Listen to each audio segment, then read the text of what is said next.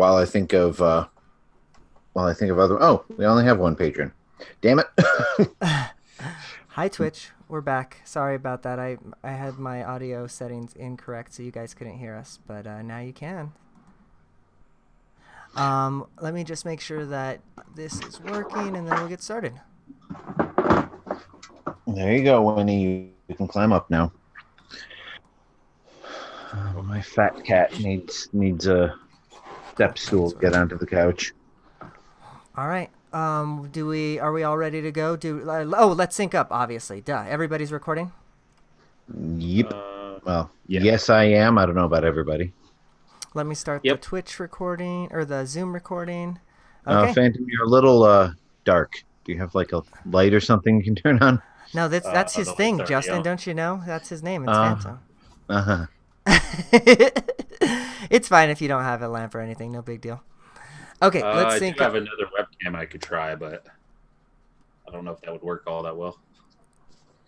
Hey, it's Infendo. We are the kings of things not working. Have you ever heard of my tunes?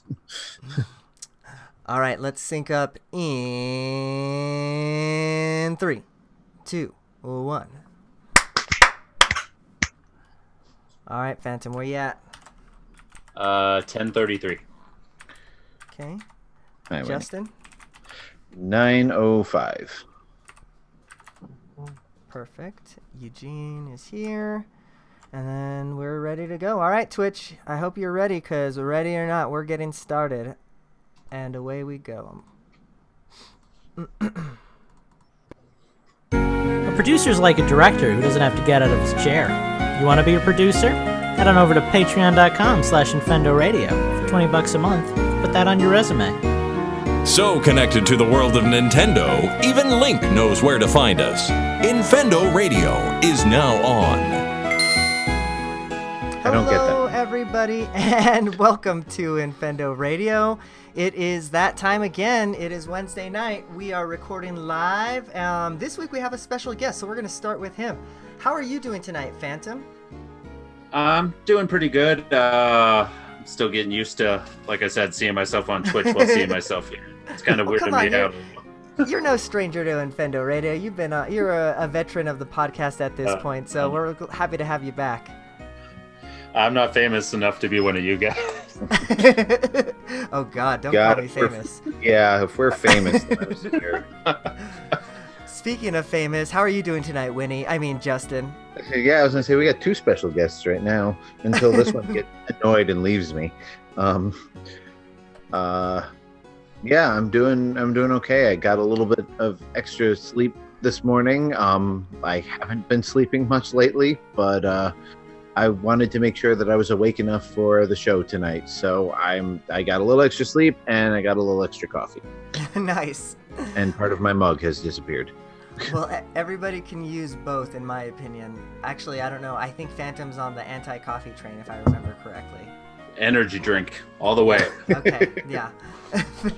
6 of one, half dozen of the other. Yeah, it's all caffeine in the end.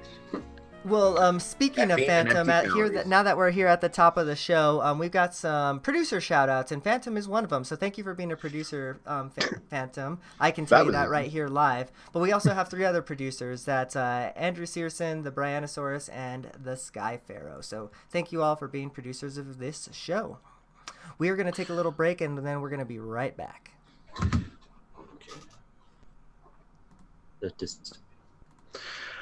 Okay.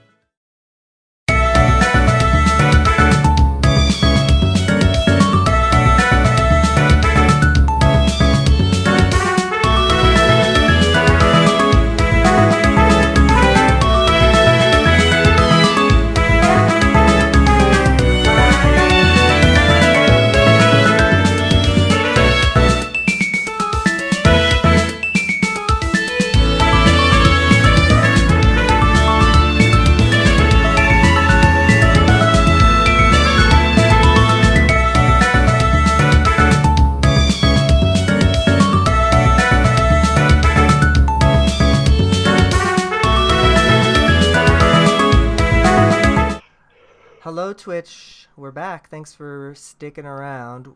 We're going to start the show again. Where's my audio files?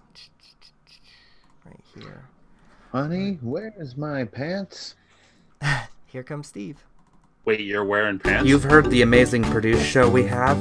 You've never seen the stuff that we actually do when we record. You can do that every Wednesday night at twitch.tv/Infendo Radio. And we're back. It is time for Infendo Top 5. I'm really excited for this game, actually, because we are going to be talking about nothing else but mini games. So last show we actually did an Infendo Top 3, but we're going to do Top 5 today because, there's only 3 of us, so we figured that would be very much appropriate. And I am going to go first because one of my top 5 mini games is actually... I just have really fond memories of it. So it's going to be from Rayman Raving Rabbids. And do you remember any of the mini games from that one where it was the kind of like the, I guess, Area 51 shooter type thing where you're shooting the plungers? Those were so freaking fun. I do remember that. Yeah, I had a lot of fun playing that, like by myself, if I remember correctly, those had like multiplayer, so you can play 2-player as well. So like if you get a buddy with you, you can play that as well. That might have been on the second one, if not the first. But yeah, I just really liked those like Area 51 style shooters that you would shoot plungers at the rabbits. It was just cute and funny and fun. So yeah. That's my number 5. Okay. I guess I'm going next. My number 5 is Bumper Balls from Mario Party 2. Bumper Balls. Oh, yeah. Okay, I don't know why I love this game so much, but I just loved it. It's like I love playing it over and over again and bouncing people out all the time. It was great to get people's angry reaction, too. That was always a crowd favorite for sure.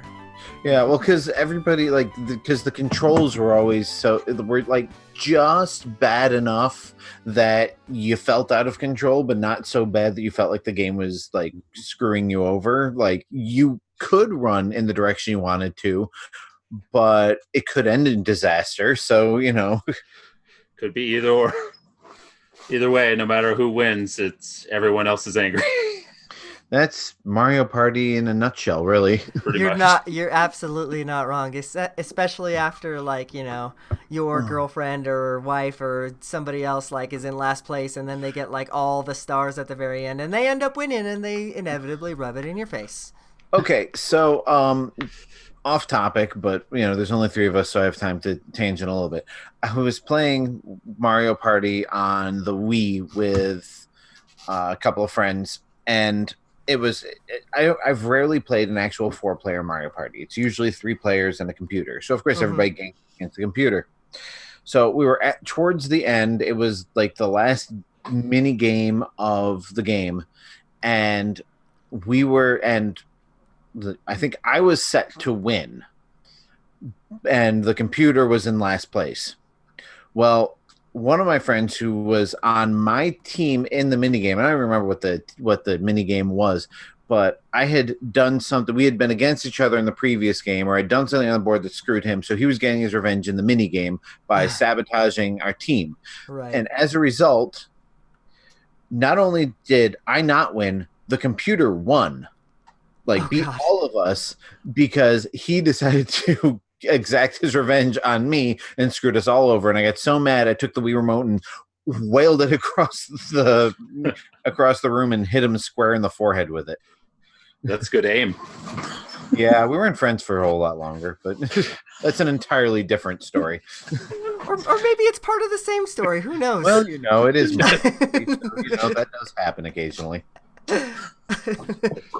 All right, so I do have a Mario Party minigame on the list, but that will come up later. First minigame I thought of when I was making my list, which wasn't 15 minutes ago, I swear, is Mario Chase on Nintendo Land. My kids love Nintendo Land, and there are a lot of great games on Nintendo Land, but Mario Chase is just a great all-around multiplayer game. It's great for all ages because it requires nothing more than the ability to run.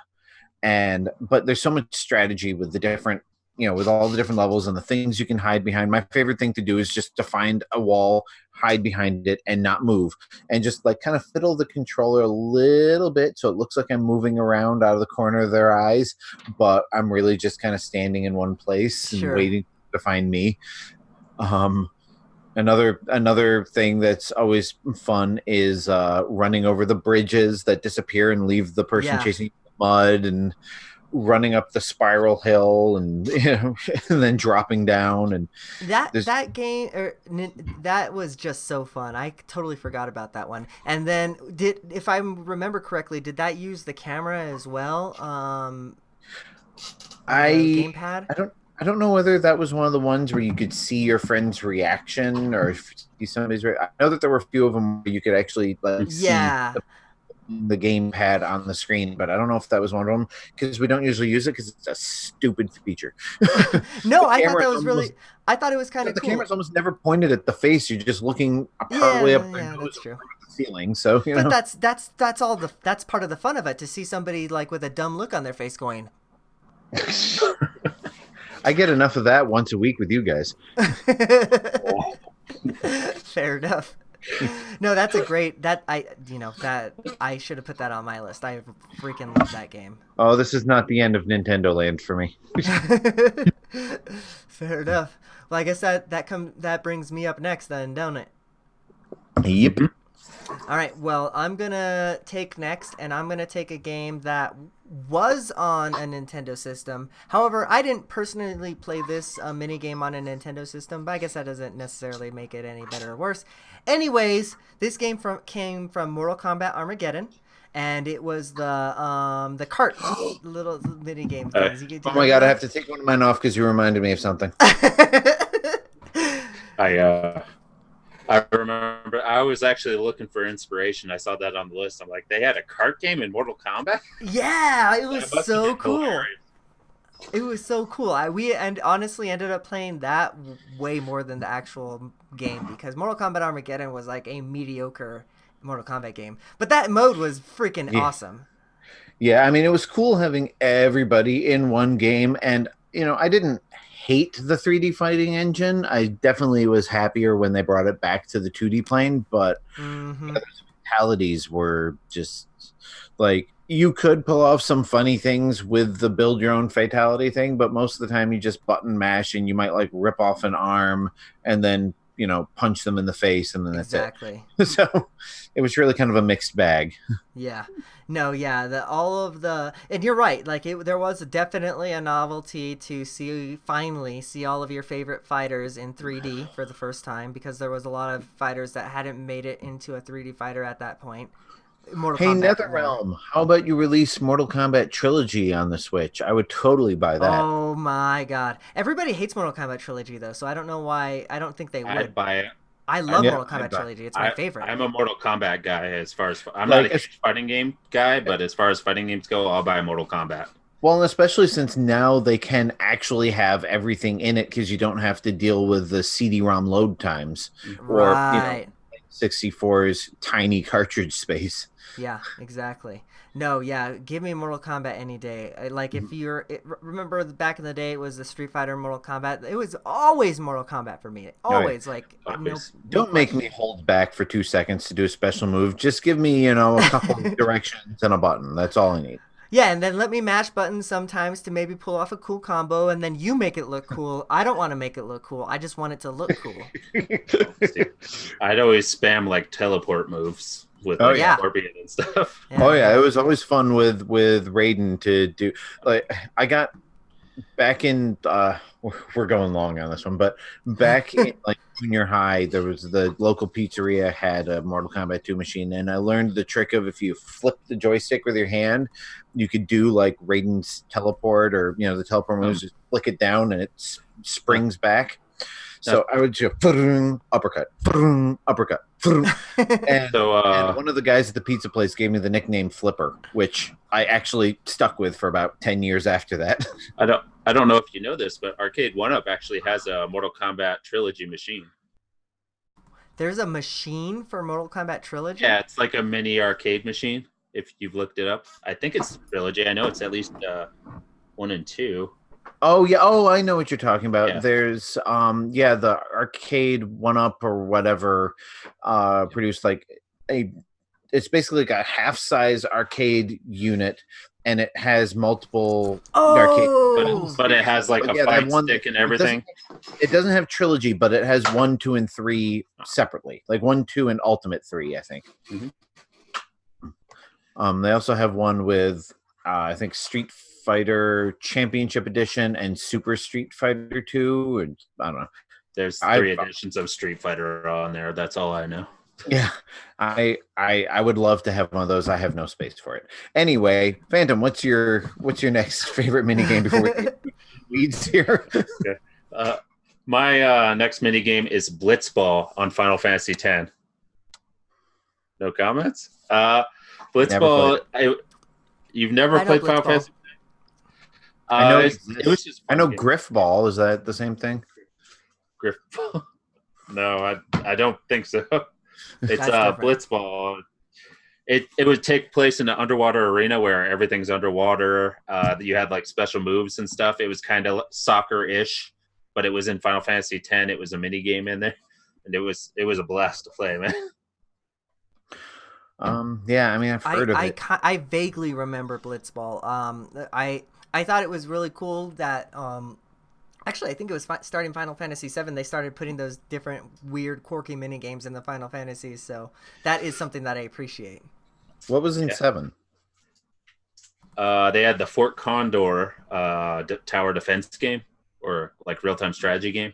No, I kind of like powered through the story because I didn't care about all the fluff in that game. So the Gold Saucer snowboarding game, and I remember as part of the main game, they had the motorcycle one where you were escaping the building on a... That's right. I forgot about that one. Awesome music for that, too. Mm-hmm. Oh, man. That brought back some memories, actually, right there. Let me tell you. Always some good memories of Final Fantasy. It's my favorite series. Sure. All right. Well, let's get to Justin's number 4. That's right, Justin. Hit it. All right. So my number 4. By the way, mine are in no particular order except for number 1. Number 1 is number 1. All the rest of them are just, whatever I happen to think of at the time. But the next one on my list is Wii Sports Bowling. And that could be Wii Sports, but I particularly like the ones in Wii Sports Resort and Wii Sports Club because you've got the Wii Motion Plus extra sensitivity. You can put a little more English on it. You can, curve it. You can, and in particular, the 100 pin bowling is probably my all-time favorite version of that. Oh my God, 100 pin bowling is so freaking fun. Did you ever do the thing where I don't know if it was in the Wii U one, but where you do it up the side and then it explodes all the pins or whatever? No, I don't remember that. That might be something I never unlocked or never tried. I might be completely misremembering this, but I think I remember if you go all the way to the right or the left of the screen, you can throw the ball and then it'll go up on the actual side of the level. And then it'll roll all the way down, and then it'll explode all the pins or something. I'm gonna have to look into that. I've only played Wii Sports Club once, and the kids started fighting with each other, and I said, "That's it. I'm never playing this with you two again." So, and since then I just haven't gone back to it. But I really want to try more of the Wii Sports Club offerings because. Again, it's basically Wii Sports with HD visuals and HD controls. So, sure. What could go wrong there? Except for boxing. Boxing was completely broken in Wii Sports Club. No, Justin. My friend and I used to. We played a lot of Wii back in the day, and a lot of Smash Brothers Brawl, a lot of Wii bowling, a lot of 100 pin bowling, and a lot of WWF No Mercy. So Wii Sports Bowling is definitely high on my favorites list. I was never good at Wii Sports Bowling. I enjoyed it, but I was never good at that game. Yeah, that's the problem with Wii Sports Bowling is you kind of have to be good at, which is one reason I liked it. Whereas like a lot of the other ones, you can just kind of, flail your arm around and do decently. Bowling and golf, you actually had to have some level of skill with. Sure. So probably why I wasn't good at them. Fair enough. All right. Well, I guess that means I'm next. I'm gonna move into my number 3.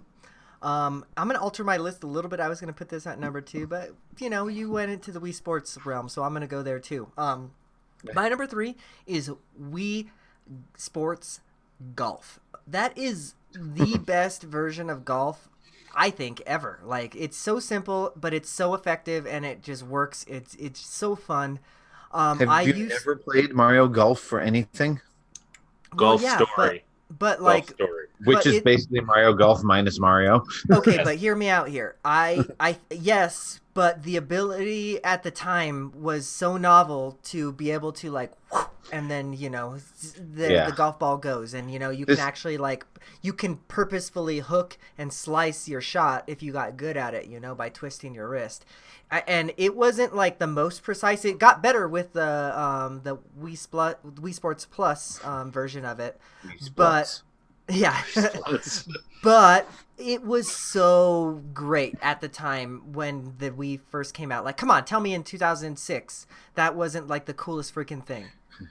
Yeah, I do remember quite a few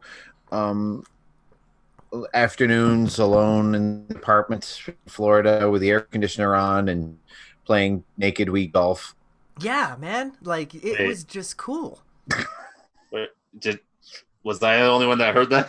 So, Phantom, what's your next favorite minigame? I guess so. Moving on. This is probably another one you guys don't know. Triple Triad, the card game from Final Fantasy VIII. Okay, that one I don't know because I never played 8. All right. 8 was great. It was my first RPG I've ever played, but it was a card game, and you collected cards, so you had to take cards from opponents. I went insane trying to 100% the rare cards. I collected every rare card I could find. God, you sound like with Pokemon cards right now. I had an obsession, man. I had a Steve level obsession. That's quite the level. Wait a minute. Which one was 8? 8 was the one with Squall. Maybe I did play 8 actually, but I don't remember that card game. It wasn't featured real prominently. Like, one guy mentions it once, and then they're like, "Okay, go enjoy it if you want. If not, whatever." Fair enough. I do. Is 8 on the Wii shop right now, or the Switch shop channel right now? Nothing. No, I'm actually a little mad at Square Enix because of that. I guess there's stories that they lost the original code for the game. So that's why they haven't been porting it all that much. Oh man. Not that matters, because they screwed up the original code for all the other games so that every single re-release of Final Fantasy has, glitches in it and things that they just refuse to fix. That's one reason why I've always wanted to play Final Fantasy 9. I was going to get it when they announced it for Switch, and I didn't get it because of the music bug, where you're supposed to, when you get out of, for those of you who don't know, when you get out of a battle, the music's supposed to pick up roughly where it left off, because Nobuo Uematsu wrote like a 5-minute long piece of music to play so it doesn't get repetitive. And there's a bug in the programming for the Switch versions, and I guess also the PC and mobile versions and the PlayStation and all the other ports, where the music just restarts from the beginning and you just hear the same loop over and over again. There is. I beat Final Fantasy 9 on the Switch. I can verify that bug is there. Yeah, and I'm part of me is waiting for them to fix it, and knowing that they never will fix it, the other part of me is just waiting for like a 50% off sale. They did patch it out of the PS4 version, but I don't know. You never know with Square Enix imports. They kind of half-ass it a lot. Yeah, well, I'd knock on wood, but all I have behind me is dirt, so. Well done. Got a shovel for that dirt? All right, Justin, No, I but think I that got- means that you're up next. No, but I got a shovel for all the bullshit we got going here. No, um, You're gonna need a bigger shovel. especially for my next favorite mini game. I'm diving into the Mario Party, and you're not gonna like what I chose. I was trying to think what Mario Party game was the most memorable for me of all the Mario Parties I've played and all the years I've been playing it and all the mini games that I played and like so many of them just in the head and out the in one ear and out the other. But there's two mini games that tied for this position that stuck out in particular. And I don't remember the names, but they're the tug of war game and the rafting game from Mario Party 1. The Palm and N64 joystick destroying games, because anybody who played those games remembers was the moment they figured out that they can spin it faster with a palm and just going I had a blister in the middle of my palm for like a year and a half from one particular session. And the two friends I played Mario Party with, one of them was better at us at most games, and the other one was not as good as me. And so it was like him, me, and then the other friend, usually in almost every game we played in that order. But with Mario Party, this one friend had this amazing ability to button mash. Like he could like get his finger to vibrate on a button and press it twice as fast as anybody else. But with the joystick spinning, I actually had the upper hand in that. So when 32 came out and they switched all of the mini games from joystick spinning to button mashing, I'm like, no, I could spin the joystick, I can't button mash. So I started losing all those games again. So they weren't very healthy games for my hand or for my controllers. I replaced a lot of joysticks back in the day, but I do remember them vividly. Yeah, my mom was one of the ones that, because I had the same blisters, she was one of the one that made me. I can't remember. Didn't Nintendo like release something? Nintendo released like a gaming glove, which that's what it was. Yeah, which if I remember correctly, was basically like a fingerless, exercise glove that was branded with Nintendo. I wanted to get them. By the time I called them, they were out of them. I vaguely remember that game, but I must have blocked it out because of Palm PTSD. Nice. Yeah, definitely. And like I said, I've replaced a lot of N64 controller joysticks from those mini games alone. Like I would call up Nintendo, like, hey, Nintendo, my joystick's messed up. Can you send me some new ones? And since I bought a lot of their products and they knew that it was Mario Party that was destroying, they would usually just send them to me for free. So that's rather nice, actually. That's pretty cool. It's nice. Awesome. Nintendo's got great customer support, man. They do. If you ever have anything that's broken, call Nintendo. They will hook you up with something. Real quick, and again off topic. After I bought my Virtual Boy years and years ago, I was in search for like all the best games for the system, and I really wanted Wario Land. I bought Wario Land off of eBay, and it didn't work. I'm like, this sucks. This is the one that I really wanted to play. So I called Nintendo. I'm like, hey, this doesn't work. They're like, yeah, we don't fix those things anymore. I said, but we do have a copy of the game in our warehouse. We can. I think I ended up paying for it, but as we can send you that if you want. I'm like, yeah, sure. So I actually have one of the display unit cartridges for Virtual Boy Wario Land. It actually says not for resale on it. Nice. That's actually pretty cool. That is pretty cool. Cool. All right, well, I guess then that means I'm going to move into my number 2 game. And so this mini game, you might actually be able to guess from my virtual background if you're watching us live on Twitch. Never played these games. Yeah, Nope. no, they're so great. You need to. Oh, my God. Comes from Super Monkey Ball, namely the GameCube version. And there was this mini game. It was so freaking much fun. It's called Monkey Fight. And it was just awesome. Like, so if you're not familiar with Super Monkey Ball, you're a monkey in a ball, and you tilt your joystick to move the ball around. In this particular game, you and up to 4 friends could battle each other, and then there was like this different weapons that you can get, mostly like a punching glove that you can push and then try and punch them off of the level or whatever. And then there was different upgrades and everything that you can get within the mini game itself, and it was basically like last man standing, king of the hill type of thing.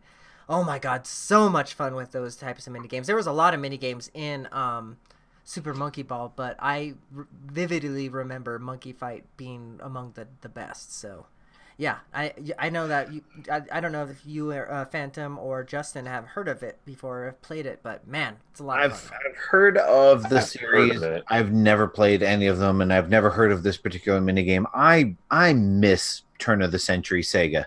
Like, yeah. Right? They came out with all the weird fun stuff, like Crazy Taxi, Super Monkey Ball, Seaman. I'm still mad didn't get that Seaman port we were promised for the 3DS. Right? Yeah, they've definitely lost a step lately. They not only lost a step, they have fallen backwards down about 3 flights of stairs. It seemed like things were looking up like a year or two ago, and then all of a sudden, nothing. Well, Sega of America, I think, still has a tiny grasp on some quality control, because it seems as though Sega of America seems to make like Sonic Mania was basically Sega of America saying, hey, indie developer, make a Sonic game that people actually want to play. Sure. And well, by all accounts, I think the last Yakuza game was pretty good, but you're not wrong. Sega has kind of, in my opinion, has kind of gone off a cliff. I mean, even like on the Wii, Sega was coming out with some good stuff. I mean, they had Mad World, which was, Platinum's first partnership with Nintendo as well.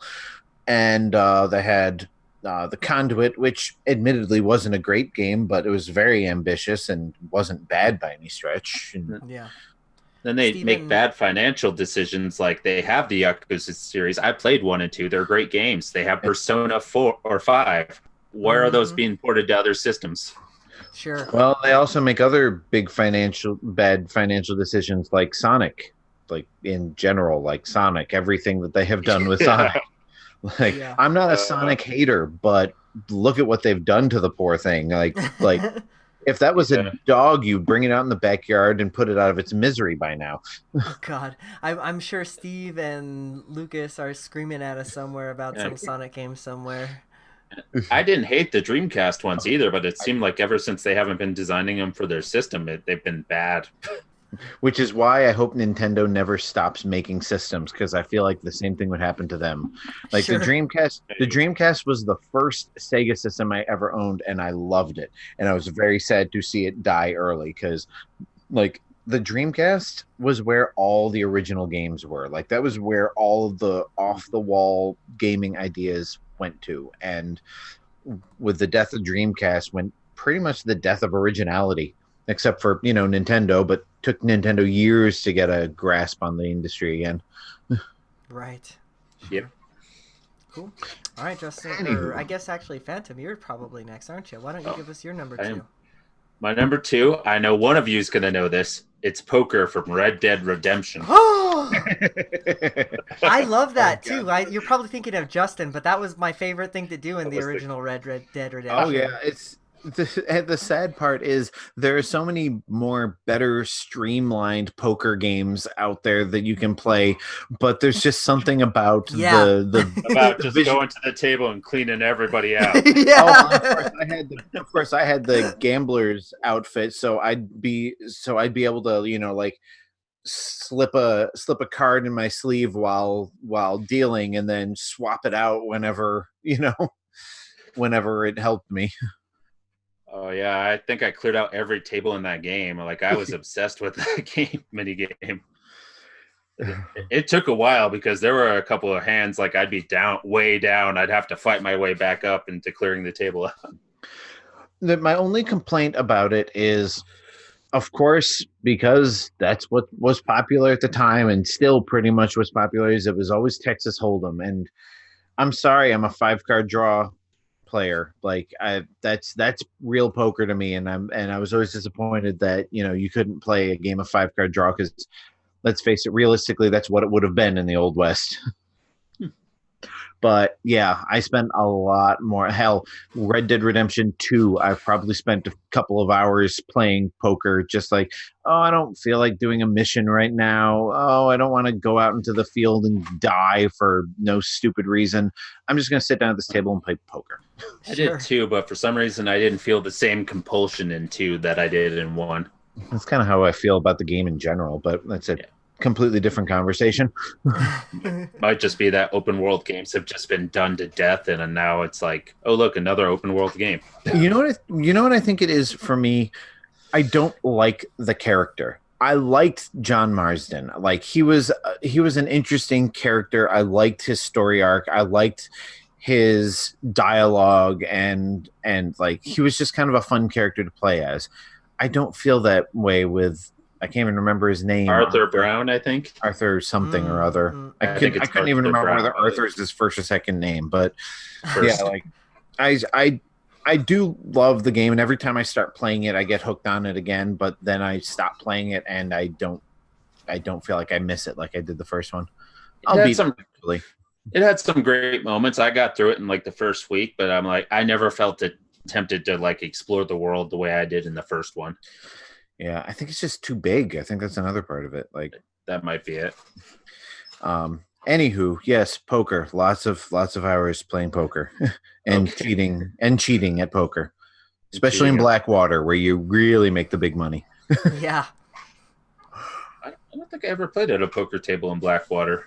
There's just the hotel where that's basically your house there. If you go down in the little porch just off of the bar, there's a poker table there. Oh, you're talking about the first one? Yeah, the first. I thought you were talking about the second one. Oh, no, I haven't even found Blackwater in Red Dead Redemption 2 yet. You're not allowed there for a majority of the game, so. Yeah, okay. Yeah. Anywho, so my next one, all right. I've got another twofer here, because I don't know which one to go with, and I know what my number 1 is, so I don't want to stick it on another place. My number 2 is Donkey Kong, but there are 2 different Donkey Kongs that are completely different that I can't decide between. The first one is Nintendo Land's Donkey Kong game, and I can't remember what it's called, but it's the one where you've got the little like triangle, there are 2 wheels and some springs and a ball, and you've got to tilt the gamepad and roll it through this obstacle course, and you got to press below the mic and all that. I've never beaten that mini game, but it is one of the most fun things to attempt, because like I just get so obsessed with getting to that next checkpoint. Oh my god, I made it to the next checkpoint. Crap, I'm out of lives. I gotta start all over again. I will make it this time. I will. I've never made it, but every time I play Nintendo Land, I have to try again because it's so much fun. Plus, you get the remix of the music in the background, and and it's one of the few like single player games. Yeah, that one was super freaking cool. I guess a little bit of a brag, I suppose. That was one of the E3s I went to, was the Nintendo Land reveal, and like literally their whole E3 booth was Nintendo Land. It was so freaking cool. But one of the things that they had was that mini game. And if you beat all the mini games, they gave you a pin. So I have a pin that says I can't remember what the mini game is called, but I beat the mini game. It's pretty cool. I freaking loved that one. It was so fun. I only beat one level of it, not like literally the whole thing, but like Yeah, when I found out that there are 3 levels and I still can't even beat the first one. I'm so ashamed of myself. I can beat the first level. I don't think I've ever beaten the other ones. Yeah, I've never even beaten the first one, but I'll tell you what I did beat, which is the tie for this position. Donkey Kong, the arcade version in Donkey Kong 64. And there's a little bit of a story behind this. One of the reasons Nintendo had been unable to release the Donkey Kong arcade game on home consoles, bit for bit, is because of Nintendo didn't program it. So they had somebody else program it for them, and I guess the other programmer held the rights to the code. And I don't know whether Hamster was able to work out a deal to get those released on the Switch, or the deal expired or whatever. But until Donkey Kong came out on the Switch, the only way to play the original arcade Donkey Kong, or at least a close approximation to it, was in Donkey Kong 64. And there's just one level in the middle of the game where you have to play through a 4-stage round of Donkey Kong. And then after that, you unlock it. And I'm probably at least half of my playtime in Donkey Kong 64 was actually just going to the mini games screen and playing the original arcade Donkey Kong until, I got a new high score and then shutting the game off. I almost bought Donkey Kong 64 on the Wii U solely to play arcade Donkey Kong. That's how much I loved it. Nice. Yeah, it's sad. Feels like I missed out on Nintendo Land. Feels like I missed out on Nintendo Land. I never had it. I got the Wind Waker bundle. Yeah. I mean, and you can get it cheap enough at GameStop, or every once in a while there's a good deal on the Wii U eShop for it. But especially if you got friends, friends or family to play games with, it's fun. There are a lot of fun multiplayer mini games. There's a lot of because of the gamepad, it creates those situations where it's one versus everybody else. Yeah. So the person with the gamepad has the advantage over the other 3 people out there, but they outnumber you, so that's how it balances. Yeah, exactly. Yeah. So sounds like I'll have to check it out. Yeah, check it out. It's cheap enough. For sure. Cool. Well, I guess that means it's my turn again, and I guess that means it's time for my number 1, and I guess that means it's time for another Nintendo Land game, because my absolute favorite mini game comes from Nintendo Land, and it's pretty much a knockoff of Pac-Man Versus, but Luigi's Ghost Mansion is so that was actually the one I was just about to give an example. Well, there you go. Luigi's Ghost Mansion was so fun. Oh my gosh, I loved that freaking game. So the premise is that one person has the gamepad, and they are trying to hide as a ghost from everybody else. And what you can do is, I think there's a button where you can reveal yourself or something like that even. But if you go into the light, you also get revealed. So there's lightning that's happening throughout the stage that is coming in through the isometric 3D background and everything like that. So lightning strikes will happen, and then all of a sudden the ghost will be revealed, and then everybody who are the other 3 players who are trying to catch this ghost can see the ghost, right? So the other 3 players have flashlights, and you can reveal the ghost, with your flashlight, and your flashlight has batteries, and so then there's a lot of cool little game mechanics revolving around that one. But my lord, if that wasn't a fun game, especially if you can gather 3 friends around with you. There is a game mechanic in that I didn't know about until probably a few months ago, and I actually found out because my kids figured it out. But if you hold the ZL and ZR buttons for a couple of seconds, your ghost will become visible and charge up a bunch of power, and then let out this shock wave that kills the battery. Everybody else around you. I'm like, I didn't even know you could do that. You got to read the loading screens, man. I think it tells you. Well, of course, nobody reads the loading screens. Ain't nobody got time for that. Yeah, exactly. That's exactly. Nobody reads the. They don't give us manuals with full color pictures or anything like that. So I don't read anything. And there it is. That's. Yeah. No. I think that stage. I think that stage, I think the stage 1 that's actually inside the mansion is still probably the best stage for all of them. They all have their own little idiosyncrasies and traps and quirks and stuff like that, but the basic mansion I think is still the best one. Yeah, I kind of am with you on that one, because some of the other levels that you can, I think there's even unlockable levels if I remember correctly, but in any case, some of the other levels have moving conveyor belts and stuff like that as an example. So but the base mansion is just it's always fun. It's always fun when like your mom when the ghost catches catches somebody on the conveyor belt and the body just kind of goes around. Yeah, that's right. Oh yeah, because that's the other aspect, right? If you are if you get downed by the ghost, you can go and get revived by your teammates by your teammate shining their flashlight on you. So there was just a lot of cool things with that. Yeah, they stuffed a lot of mechanics into that game. Mm-hmm. Totally. So, all right. Well, I guess that. All right, Phantom. What's your number one? Number one. All right. This is a big moment. All right, my number one is Mercenaries from Resident Evil 4. Oh boy. You guys never played Mercenaries? Wait, I never played Resident Evil 4. Oh, you know what? I never played Mercenaries because they never had Mercenaries in the GameCube version, and I never got around to it on the Wii version. I played the Wii version, was my first experience with Resident Evil 4. I heard it's really fun, though. That's the one with, like, Ada, right? Ada Wong or something like that? Yeah, you can just be a bunch of different characters. Like, I believe you could be Wesker, and, like, you could just punch stuff with them and stuff. And you just pretty much kill as many zombies as you can within the time limit, and you can extend the time limit, and your goal is to get the highest score. Oh, so it's kind of like a horde mode? Or... Yeah, okay. Yeah, it's kind of like a horde with a time limit, and you can't just sit back and wait. You have to constantly roam the map to get hourglasses, to get more time, to increase your score.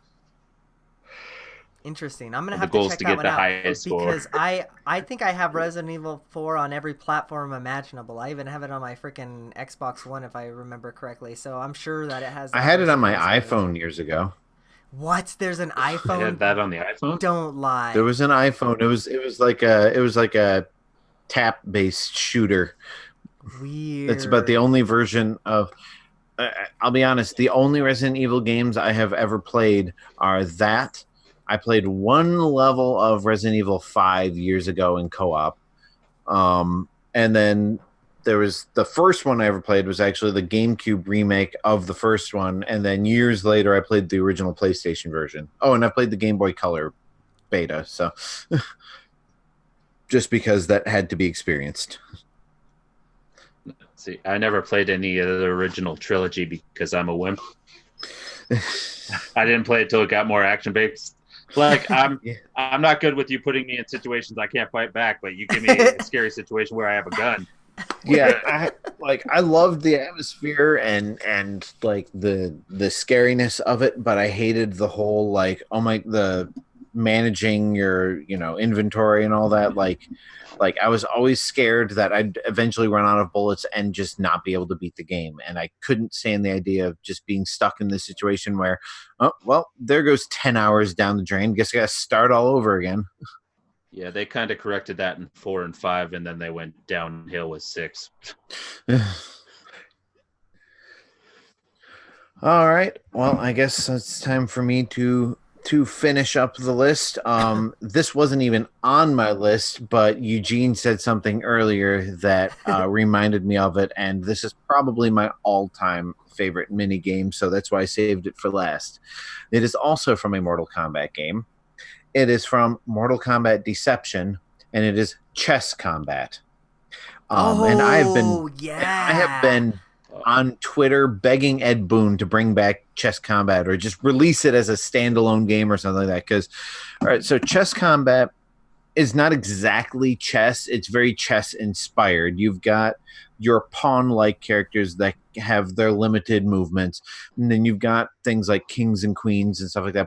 But they're not exact. Like everything's slightly off from chess, so it has its basic set of rules. But the purpose is the same. You have to get the king, quote unquote, king character trapped so that it cannot escape. But the difference was, whereas in chess, when you move to the same space as another piece, you take out that piece. In chess combat, when you move your piece to a space that's already occupied, you go into a one-on-one fighting game where you play a round of Mortal Kombat with each other to determine who actually gets that space. So you can take you can move into another player's space, but still lose the space because the other player beat you. And what really made this fun was depending on what your class is, determines how much health you have or what sort of handicaps you have. So if you're just a pawn, you only have like a quarter bar of health. So you can't just be a pawn and go into the queen's space and just take it over. You have to fight you're with it. Really good, yeah. Right, yeah. You have to work within your class's handicap in order to do this. And I think like damage gets carried over from fight to fight. So like you can get into a few battles and weaken an opponent and then take them over, if I remember correctly. It's been years since I've played it, but chess combat, man. Like I never even touched the combat racer.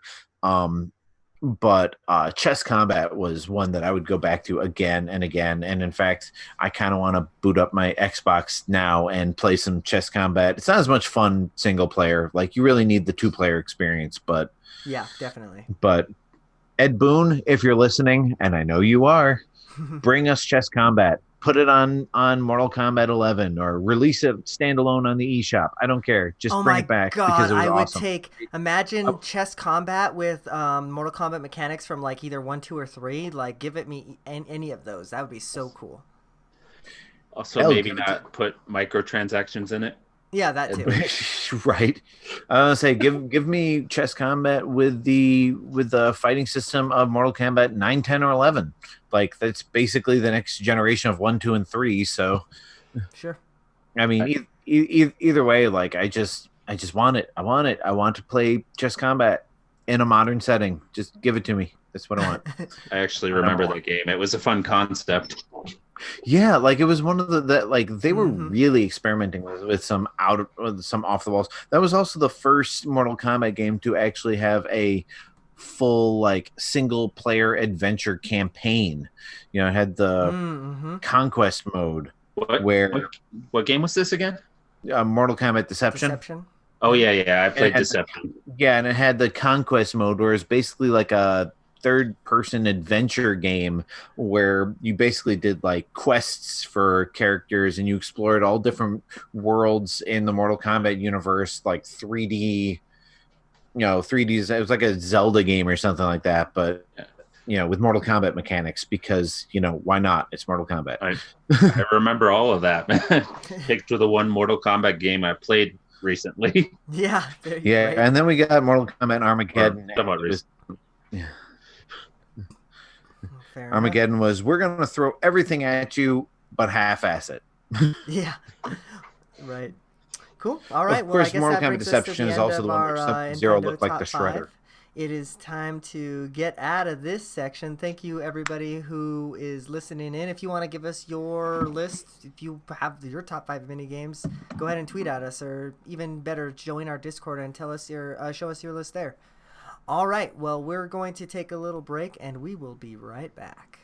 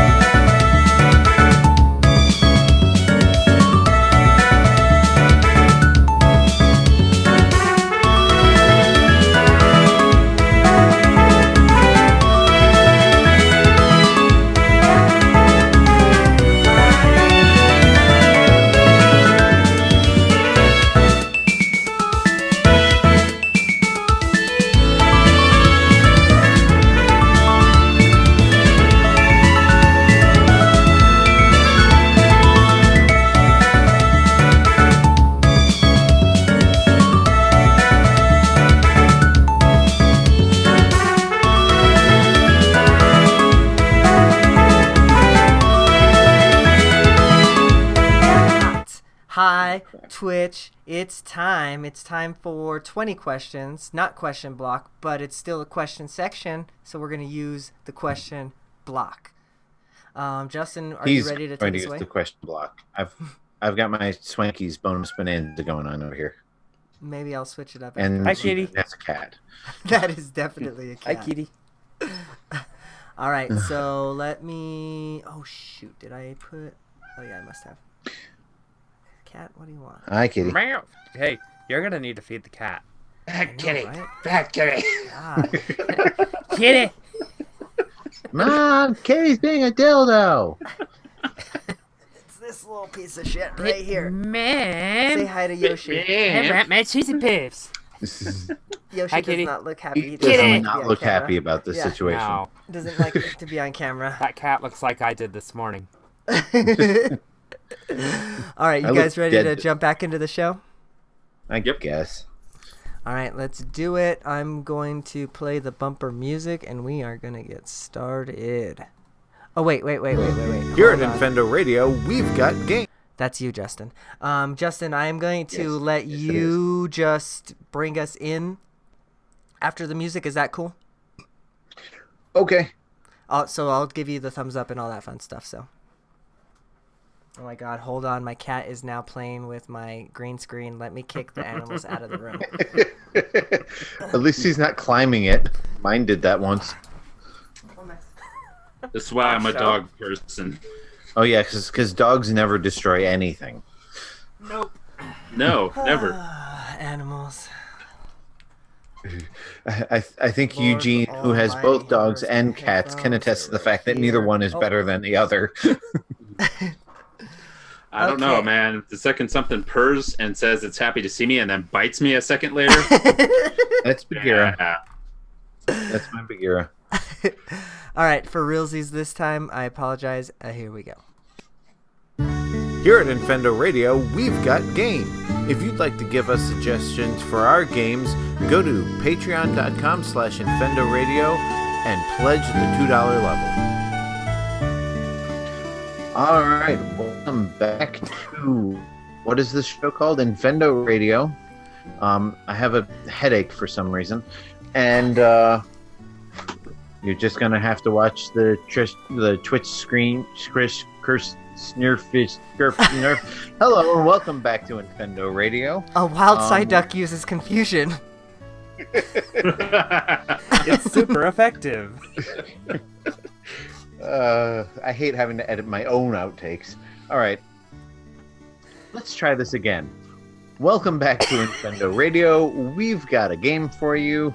It is 20 questions. Doesn't require much explanation. I think we've all played this game. The way I play it is I'm going to keep a countdown of how many questions remain before time is up. Whoever guesses the correct game will get the number of remaining questions as their points.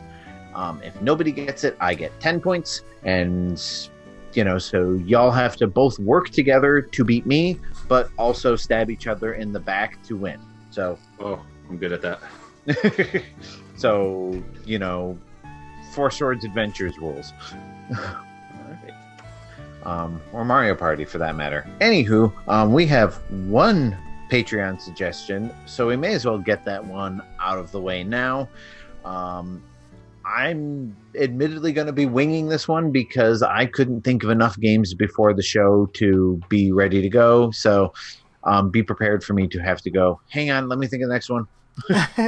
Well, at 20 questions, we'll probably only need like 3 or 4 or 5, so we'll kind of see how many we need in any case. Right. So let me bring up the Wikipedia article on this game and go right ahead. Was it made before January 1st, 2000? Yes. Does the main character wear gloves? Yes. Oh God. Okay. I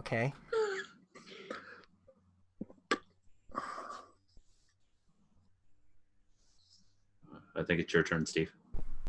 Oh, you don't take turns. Just Yeah, no, we just throw shit out for this one.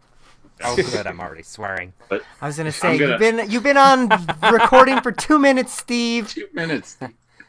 You're welcome. How about we narrow the date down? Was it made before January 1st, 1990? Yes. Oh God, I'm screwed. Okay. Oh God. Yeah. Right. Youngins are eliminated. Okay. All right. Get off my lawn. Okay? Let me clarify some rules here. Are all of your games? Did they appear on Nintendo consoles? Did we clarify that? This one's yes. a patron suggestion. Well, yes. That's true.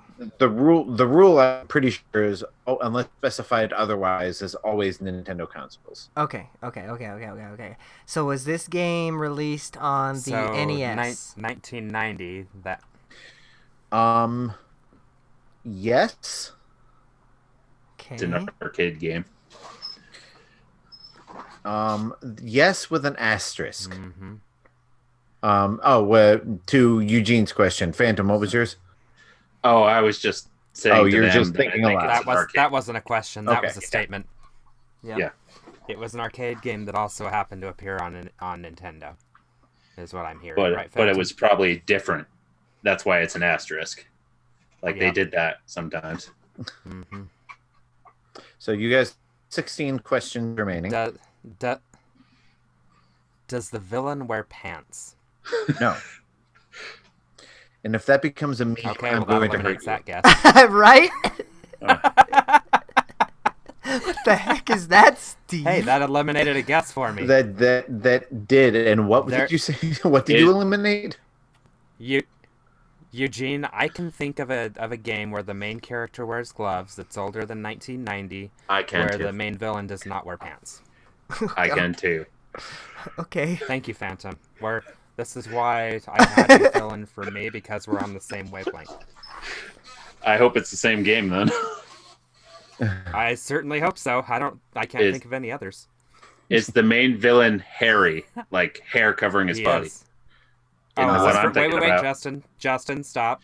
Phantom, is this for me or Justin? This is for Justin. Why would verify it? Okay, go ahead, I'm Justin. the host. No, the villain is not Harry. Oh, there goes my guess. You were thinking of Donkey Kong, weren't you? I was. Yeah, me too. What were you thinking of? Donkey Kong. Oh, okay. He just said that. Ask questions. Okay. Is this game My a time Nintendo made game? Yes. How many questions are we at? That's not one of my questions. You have I could be a dick if I wanted to, but no, you have 13 questions remaining. So you're reaching the break point here. I already forgot if the main villain wears pants. Do you remember, Phantom? He does not. That's why we were going to guess Donkey Kong. Okay. Who said it was a he? Oh! Is this a Mario? Is this Mario? Mario? Is it Mario? Is it Mario? Mario 1, 2, 3? Lost Levels? Wouldn't it be better just to ask? Would you like to narrow down your question? I'm not answering a slew of Eugene, if it's a Mario game, it's got to be Mario Brothers Versus or some garbage like that. Okay, so what is your actual question, Eugene? Okay, all right. I'm gonna if you answer yes to this question, you better be ready for a rapid fire question from me right afterwards, because I'm getting my points. Does this game feature Mario? Yes. Is it Mario Brothers Versus? No. Is it Mario Lost Levels? Yes. I was gonna steal that from Steve and piss him off. That suggestion came from Malik Emrys, by the way, and Eugene takes away 11 points. Nice. Actually, I would have driven to you and murdered you over that one. Eugene probably would have too, because I know he was saying I'd do a rapid. I'm like, I gotta jump in front of him. All right, I gotta get my my scorekeeping app out here because I didn't have it open. I had my countdown app open. Ding. There we go. Ding, ding. We really There's Eugene's 11 points. We got to figure this out. All right. And that finishes Patreon suggestions for this week. So the next one is mine. Round 2, fight. Oh, let me reset the tally. Does the main character wear gloves?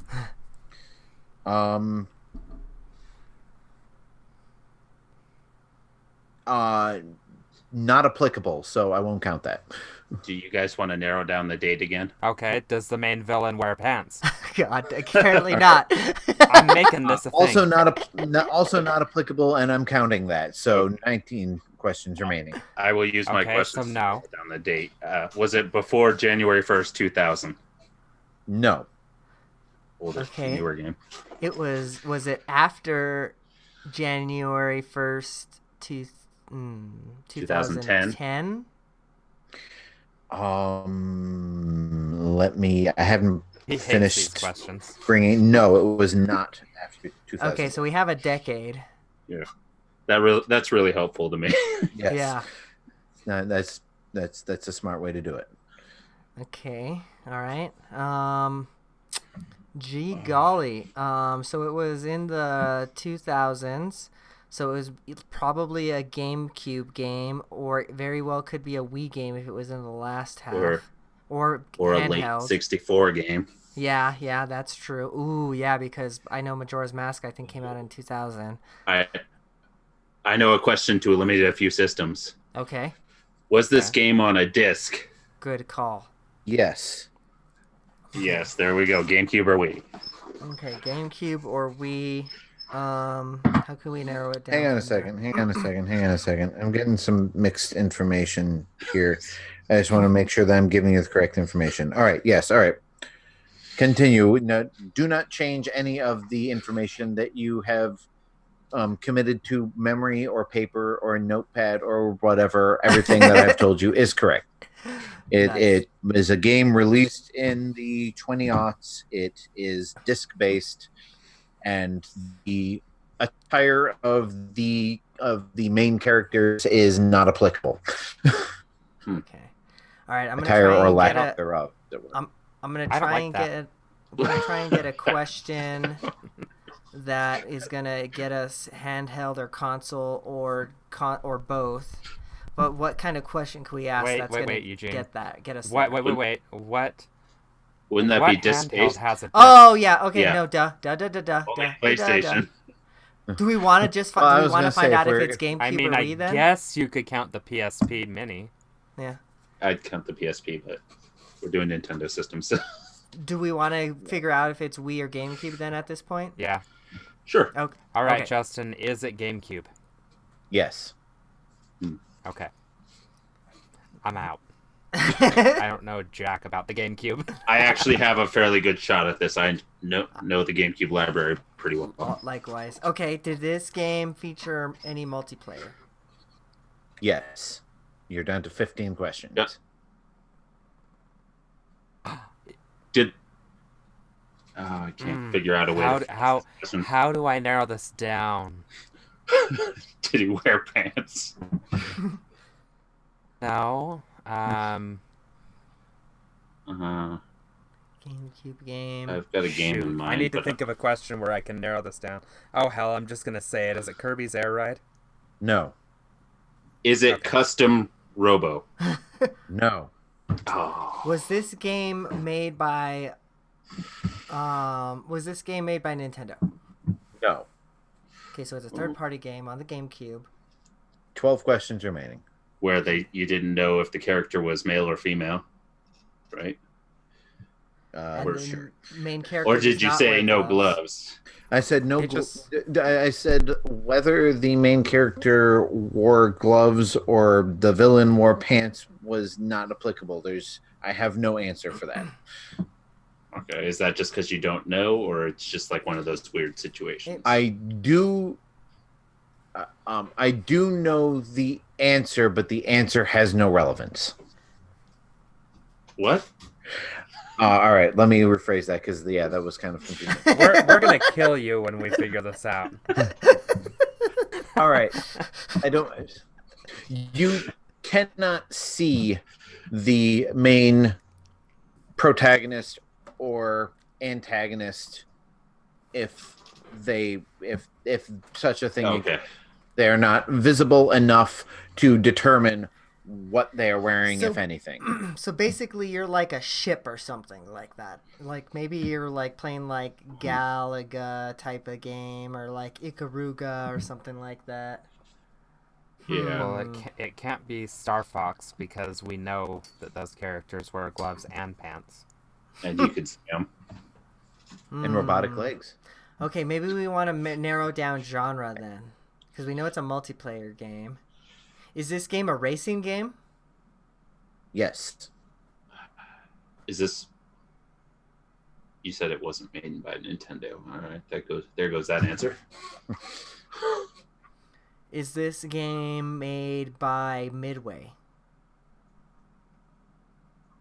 No. Let me just double check that. Asterisk. Or I guess published or developed, because they were. No, I had to check the publisher, but no, it is not Midway. Hmm. And I think if I'm keeping track, that brings us down to 11. I don't know if anybody else is keeping track. Sounds about right. So it's not like the cruising games. That's right. Not the cruising games, but there was a lot of kart racing games on the There are. GameCube.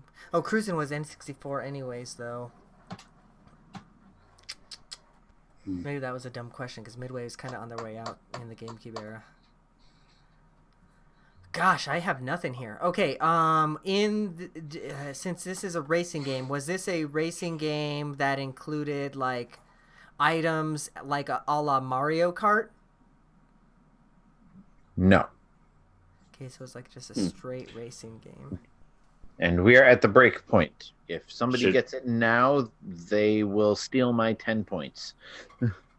Should we ask if it's arcade or simulation? That's a good. I would say yeah. Let's go with one of the two.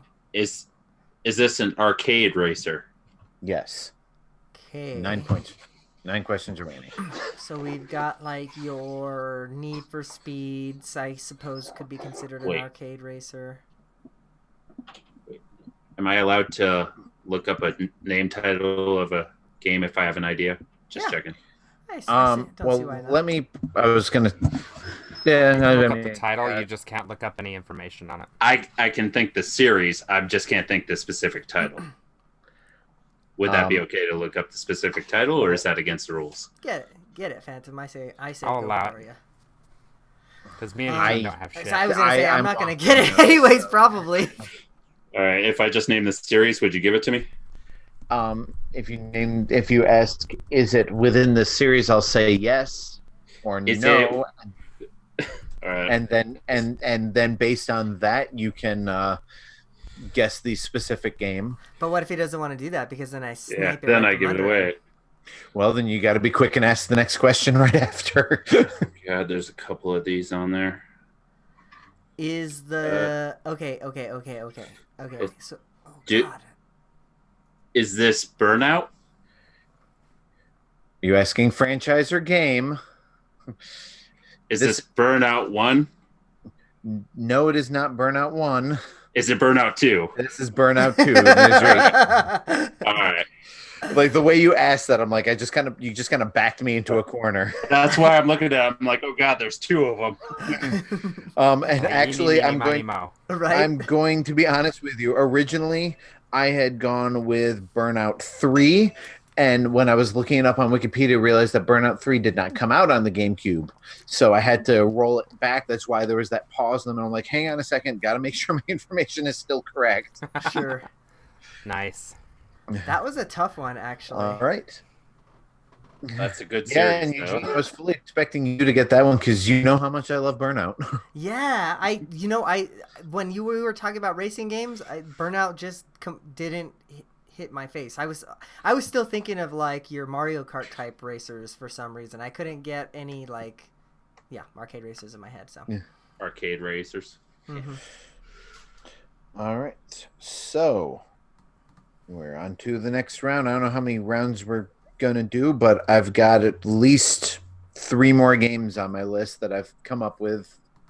Not since we started the game. This list was already prepared before the show even started. You cannot prove otherwise. So round 3, fight. Is this a your game or a Patreon game? Patreon's done. We had one. Lost Levels from Malik Emeris was the only Patreon suggestion we had for this Oh, one. you know what? I think I got 2 emails for that one, so you might want to check that real quick while we're doing your next game.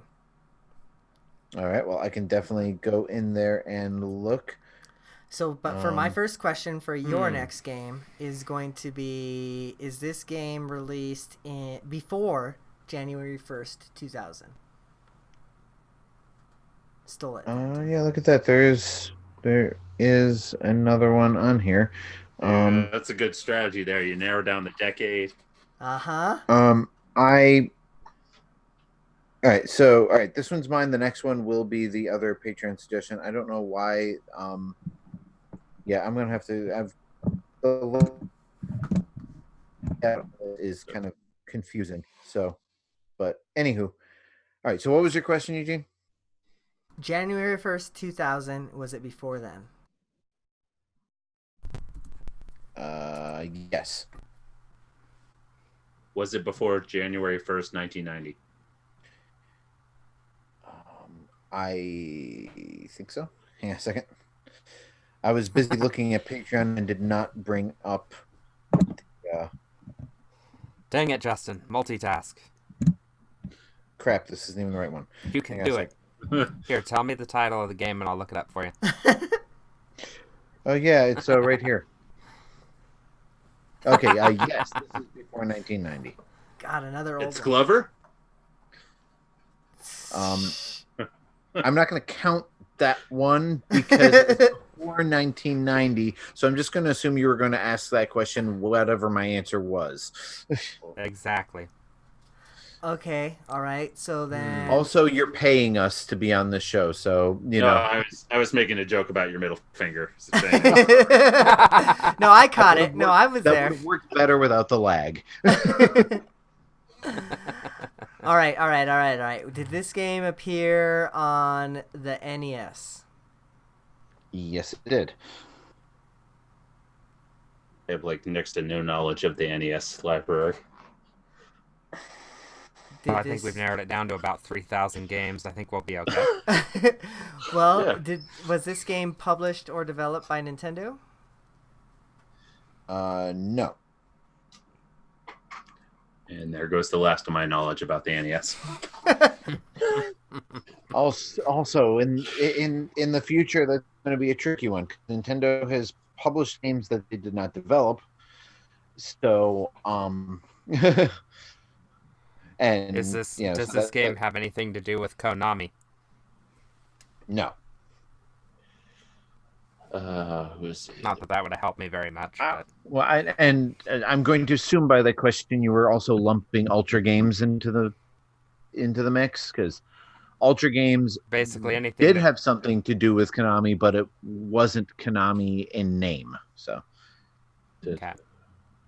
Not that, yeah. So, just that's how I'm answering that question. Is we might get stuck in a hole if we try and guess publisher, because especially publisher developer, especially in the NES era.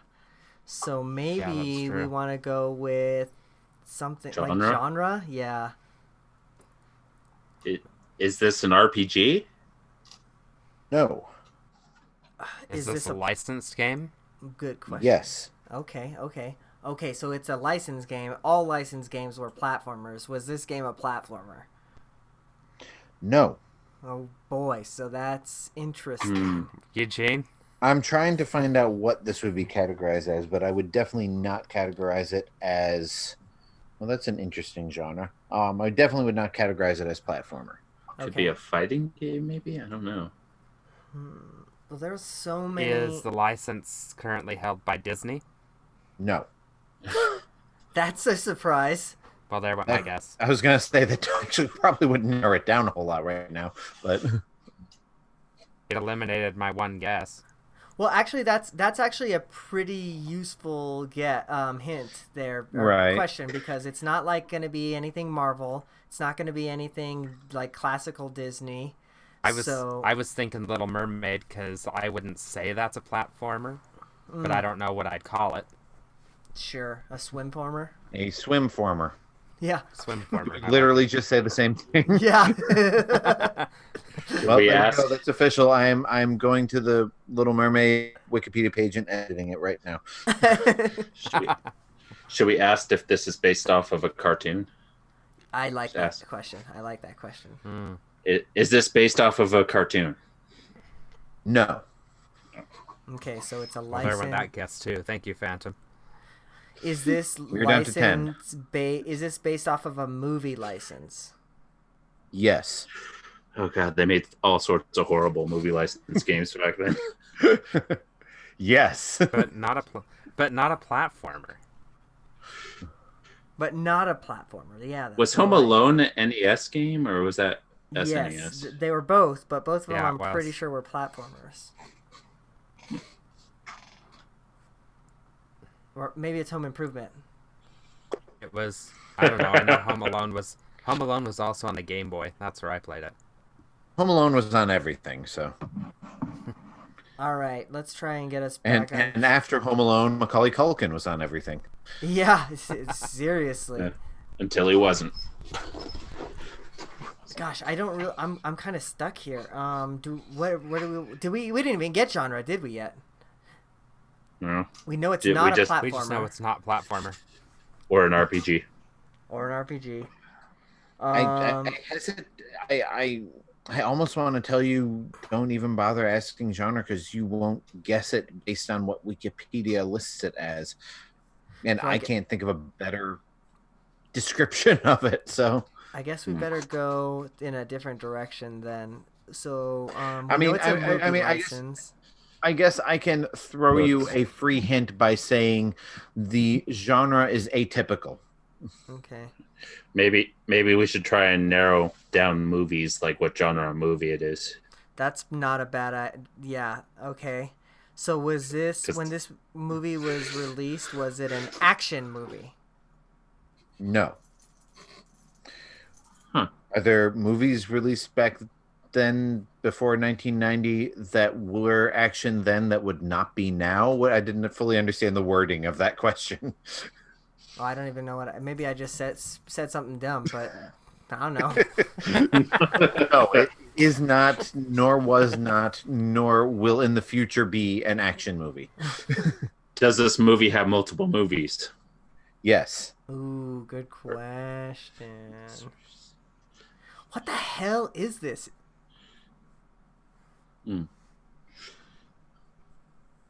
How many questions are we at, Justin? Yeah, good. We have 7 questions remaining. I don't know if we're getting this one. You will hate yourselves. Probably. And you'll get 10 points. Especially since I put me knew in second place. So it's like not the Goonies, because Goonies only had one movie. We established I've got an idea, but I'm pretty sure it's what I'm thinking of is not only a platformer but a Super Nintendo game. I had an idea and quickly realized I was wrong. So sometimes I world, wish I could see into your heads while you're trying to figure out these clues. yeah. Like popped in my head. I'm like Star Wars, and I'm like, no, that's action. Yeah, I would say yes to that being action. I mean, technically it's science fiction, but you know, it's as much science fiction as Lord of the Rings. So,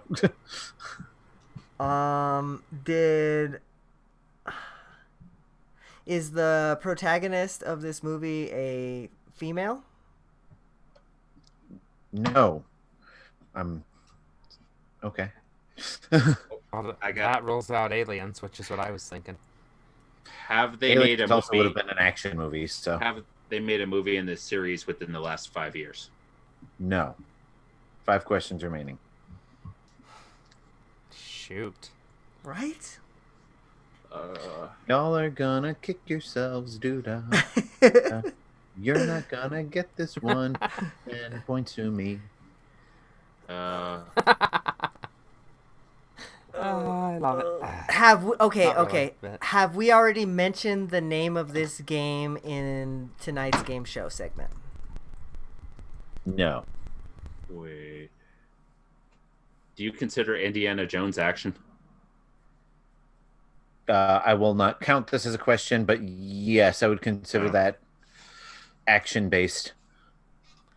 We're not going to get this, y'all. No.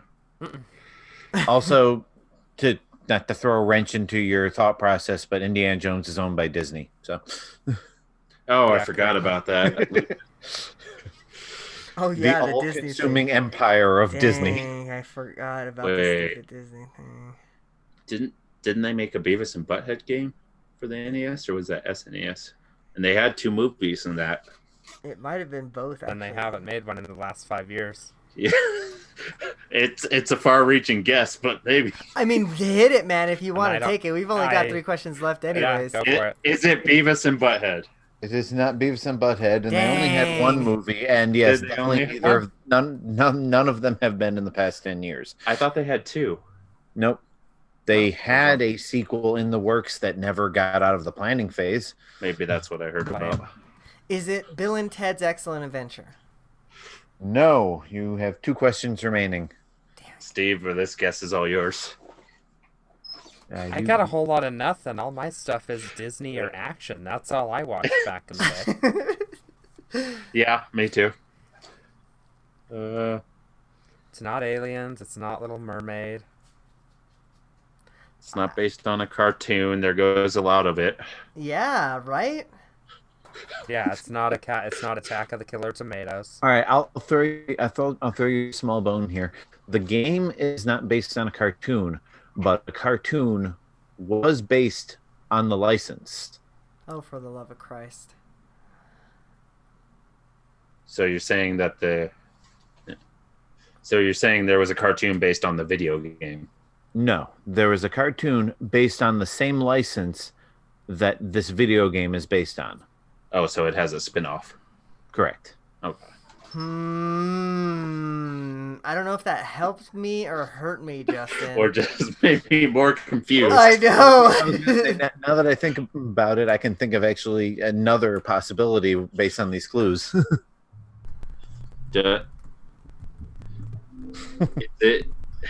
Is it in the Looney Tunes universe? Or no, you said And you have 1 question remaining. that was a bad question. That was a cartoon first. All you guys. I still got nothing.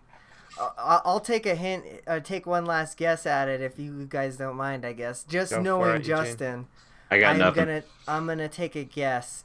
Was this game Ghostbusters? You know, I was afraid after I gave you that clue that you would go in that direction because no, it is not Ghostbusters. It is Back to the Future. Oh! Wait, they had a cartoon based on Back to the Future? Yeah, they did. Back to the Totally did. Dang it. I don't remember that. That was a tough one. It was also a tough game. It was also a terrible game. Fair enough. We never asked if it was good or not. But that's kind of subjective. To ask in the future because Yeah. there's sometimes an objective answer to that. All right, so we do have another Patreon suggestion from Brianosaurus. So I'm going to bring up the Wikipedia on that because I've heard the title of the game. I don't know anything about it. Okay. Oh, well, this looks interesting. By the way, props to him for still trying to guess what I'm listening to. It's wonderful. I forgot that's still a thing. He's just, I'm still He's curious just trying too, to- actually. All right, All right, I'm going to very- start us off. Did this game release before the year 2000? Or before the January 1st, 2000, I should specify. Let me see. This is the problem with doing Patreons. Yes, Wait, what was before your question? 2000. okay. Did this release 2000. before January 1st, 1990? No. Okay, so it's a 90s game. Super Nintendo. Well, it could be a late Nintendo or NES. Could be late NES, Super Nintendo, or N64. Is this game based on a cartoon? Not that I know of. Or it could be Oh, shoot. handheld. This is I'm gonna go this with is no. Brian, not Justin. My bad. Yes. But oh well. Okay. If it was Justin, I had a guess. We have a Brian. Did this game release on a handheld medium?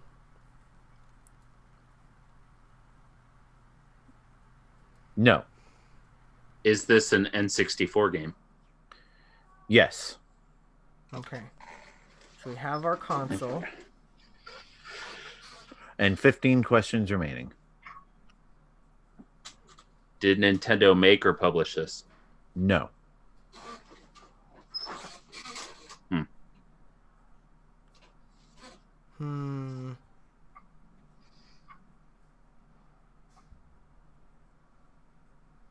We already asked if it was licensed. Didn't you ask if it was only a cartoon or? No, I asked if it was a cartoon, not if it was licensed. That's a different question. I don't think we did ask that. Okay. So. Is it licensed? No. Wait. I think you did ask that. Did you? The answer is. I asked if it was a cartoon. Yeah. Based on a cartoon. Oh, okay. Well, in that case, no, it is not licensed, and I will take a question away. Should have just played along, Steve. Hey, in Utah, we're all about honesty. Yeah. Yeah, we'll go with that. How do your toes taste, Steve? Wonderful. Okay, it's a Nintendo 64 game, but was this a Nintendo 64 exclusive? No. Hey, be thankful you didn't put Eugene's foot in your mouth because you'd have hair stuck in it. There's the throwback. I have a game that came to mind, but it's still a long shot. So it's a multi-platform game. It came to well, both long shot might be what you're going for here. So it came it's a rare game, huh? I don't know if it's a rare game. It's one that I have heard of, but I know nothing about. So Brianosaurus, hopefully he is. Hopefully, I'm doing this game justice. Well, we have a fairly good start here, though, because there really weren't a lot of multi-platform games on the Nintendo 64. There goes Resident Evil, if it's not well known. It's also not Doom or Quake. That's not necessarily true. Well, if Justin doesn't know about it, it's not Doom, Quake, or Resident Evil. Yeah. Well, I know about it. I just don't know much about it. Did we already ask if this game has sequels?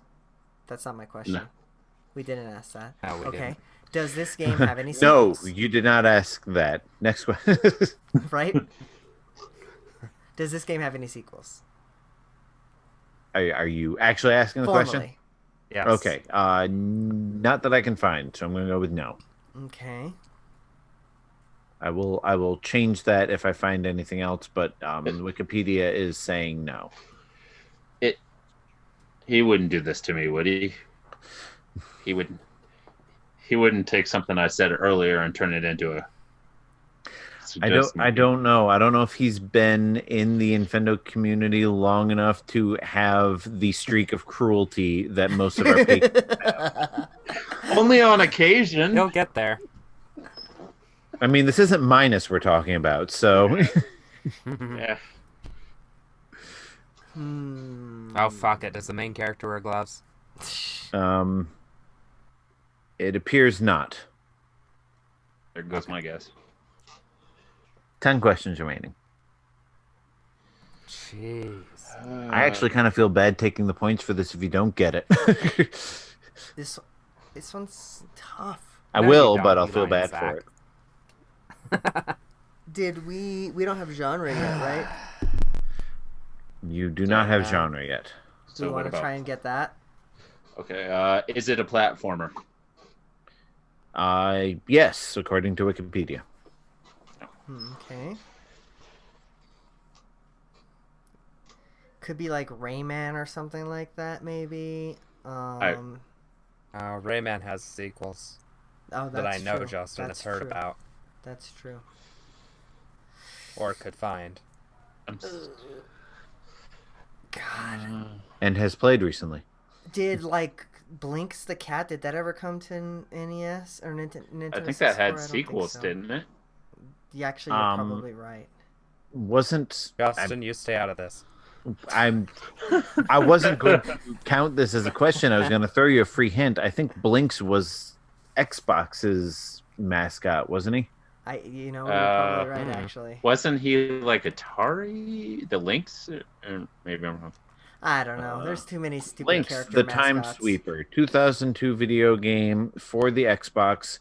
And if I remember correctly, Blinks was originally poised to be Microsoft's animal mascot. Mm-hmm. It was supposed to be their Mario, Sonic, not Banjo, Crash, whatever, and just never took off. So worked out the same way as Alex Kidd, huh? Maybe, Yeah, maybe, right? maybe, or Alan Wake. Maybe Blinks will be in one of the new DLC characters in Smash Brothers. Oh, he did get a sequel. Anywho, we're not talking about Blinks or Xbox. We are talking about this game, which you have yet to guess, which I need to get back to on Wikipedia so I can answer your questions. So this had okay. So this was a Nintendo.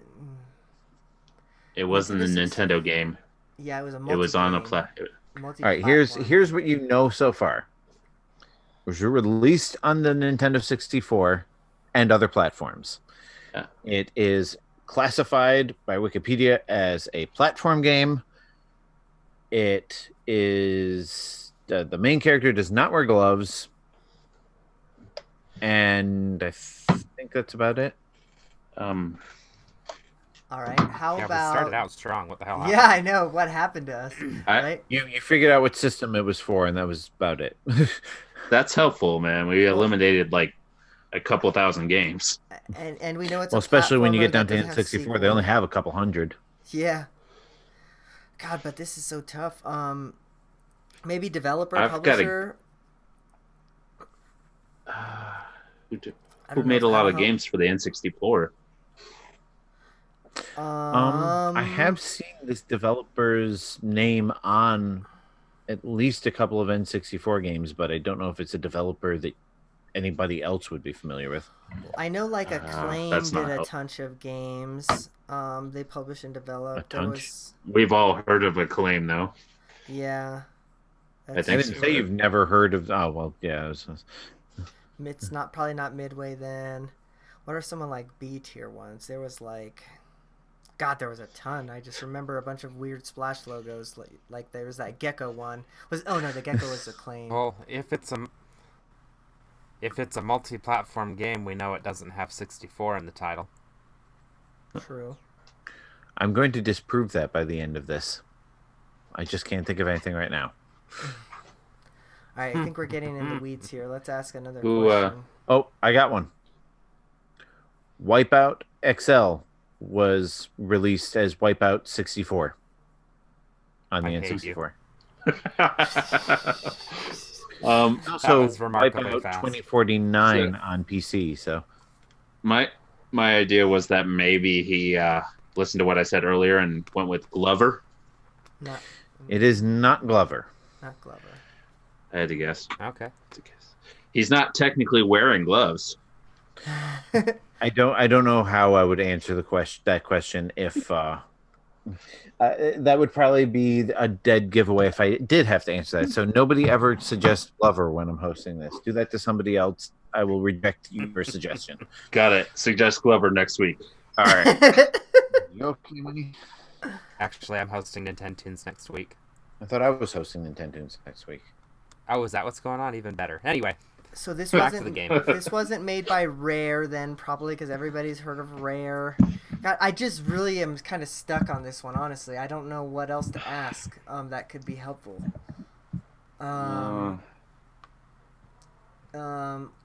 Was the main character of this game an animal? No. So it's a person. Did this game feature any multiplayer since it was a Nintendo 64 game?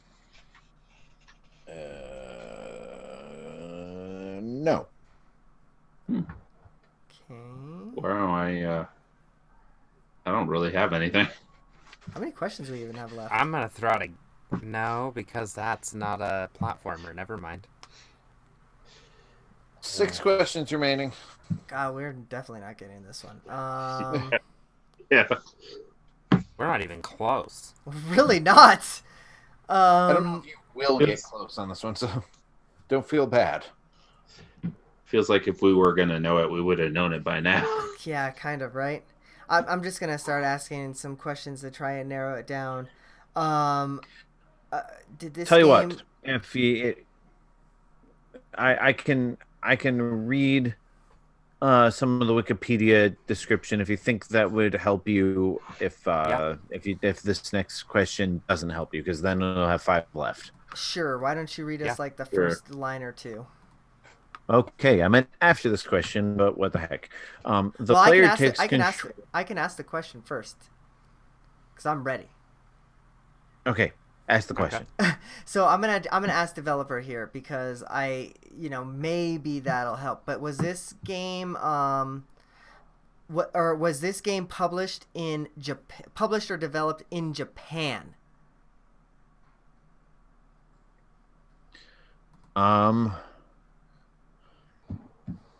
Well, I'm going to go with no, and let me explain why. One of the platforms it was released for, Wikipedia has a EU and an NA release date. So you've got Europe and North America, no Japan. For Nintendo 64 and another platform, it's listed as worldwide, but worldwide could just mean the parts of the world it was released in, they released at the same time. Well, okay. So I'm going to go with no, this was not released in Japan. I don't know if I want to burn a question on this one, but I'm going to anyways. Was the Nintendo 64 and the... Wait, did you say PlayStation? Was that the other platform? I didn't say one way or the other, but yes, PlayStation is one of the other platforms it was released on. Did they release day and date?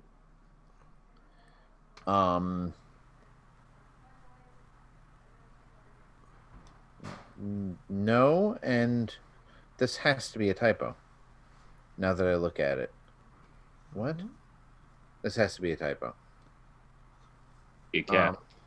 I'm going to... Yes, there's a cat. I'm going to say that they probably released at the same time, but I need a different source because my source is telling me that the N64 version of the game was released in 2018, which cannot possibly be right.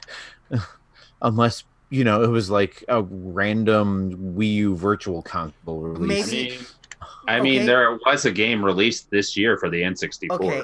God, I don't know that I necessarily want to burn a question on this one, but does that mean that maybe that this game was never released on the Nintendo 64 and it was just it never got released on the Nintendo 64? We just finally got the Nintendo 64 release afterwards? I don't know. Again, I'm familiar with the name of the game. I don't know much about it, and this isn't my suggestion. Oh, okay. All right. So here is this detail might help you. The N64 version of this game was canceled in 1998 by its publisher, and through a Kickstarter campaign, was finally released November of last year. Oh God! So I think Phantom, if you happen to know the name of the game that you were just talking about, I saw a video on this. Points and go past, basically be first place. I know what the game's about. It's a platformer. You can jump, but you're also like a wizard. I think. Is that the right one, or is that a different one they released? I'm not seeing anything about wizards. You're a kid. Keep going, and I might give this one to you. I say, Phantom, if you can describe it, take the points. I just remember you cast simple spells, and it was heavily a platformer though, over this game. Question has taken a weird twist. I think I saw. I even got the YouTuber I remember seeing it from. It was RGT85. I remember him saying something about an unreleased video a couple of months ago. Let me see. Unreleased game. Let me see. RGT85. I'm calling give the points to Phantom. Brian, the originator of the question, is saying give the points to Phantom. And I just want to see. Yes, this is the game that RGT85 was talking about. Give it to him. Is 40 Winks, and I remember. This Phantom knew enough about this that I'm willing to concede that if he could remember the name of the game, he would have gotten it. So that puts Phantom in the lead with 13 points. I absolutely thought we were dead in the water there. Absolutely. Hats off, Phantom. Hats off. If it hadn't been for that weird little detail of the game being released worldwide in November of 2018, it's like, okay, so And we can confirm definitively that yes, Brianosaurus is a troll like the rest of them. If I haven't subscribed to RGT, thank you, RGT, for listening. All right, so that was round 4. I'm just going to do one more round, and hopefully this will go quickly, just because. All right, Lightning so round. Right. you guys can choose from Mario, Luigi, or Toad. Oh God. Yoshi. Luigi. Toad. Did you say Did we all Yoshi? say differently? Yeah. I don't think that was a choice. Vanilla, chocolate, or strawberry? Chocolate. Rocky Road. Okay. Okay. Eugene right. is broken. Randomly select a number between 1 and 3. 2. No, I was asking my phone. Screw you guys. What does the phone say? The phone says 3, so you're getting selection number 3. Go. That's great. Oh. God, not only are machines taking our jobs, but they're taking our podcasting jobs too. What the heck? Sky No, just a computer soon. All right. So this was actually the last addition to my list of possible games. So let's see if it was worth putting on the list. Was it before January 1st, 2000? Okay. Hang on a second. Let me reset this. Was it made before, I guess? Yes, it was before 2000. Does the main villain wear pants? I'm making that a thing. Steve's just concerned about the pants. It's like if he wears pants, he's dead to Steve. Yeah. I don't know. Robotnik's a pretty good villain. I'm going to have to do some Googling to get that answer for you. So we're gonna hold Excellent. that. What did you ask a date question, Phantom? Yeah, let me ask the other one. Was it made before January 1st, 1990? No. So it's a 90s game. Okay.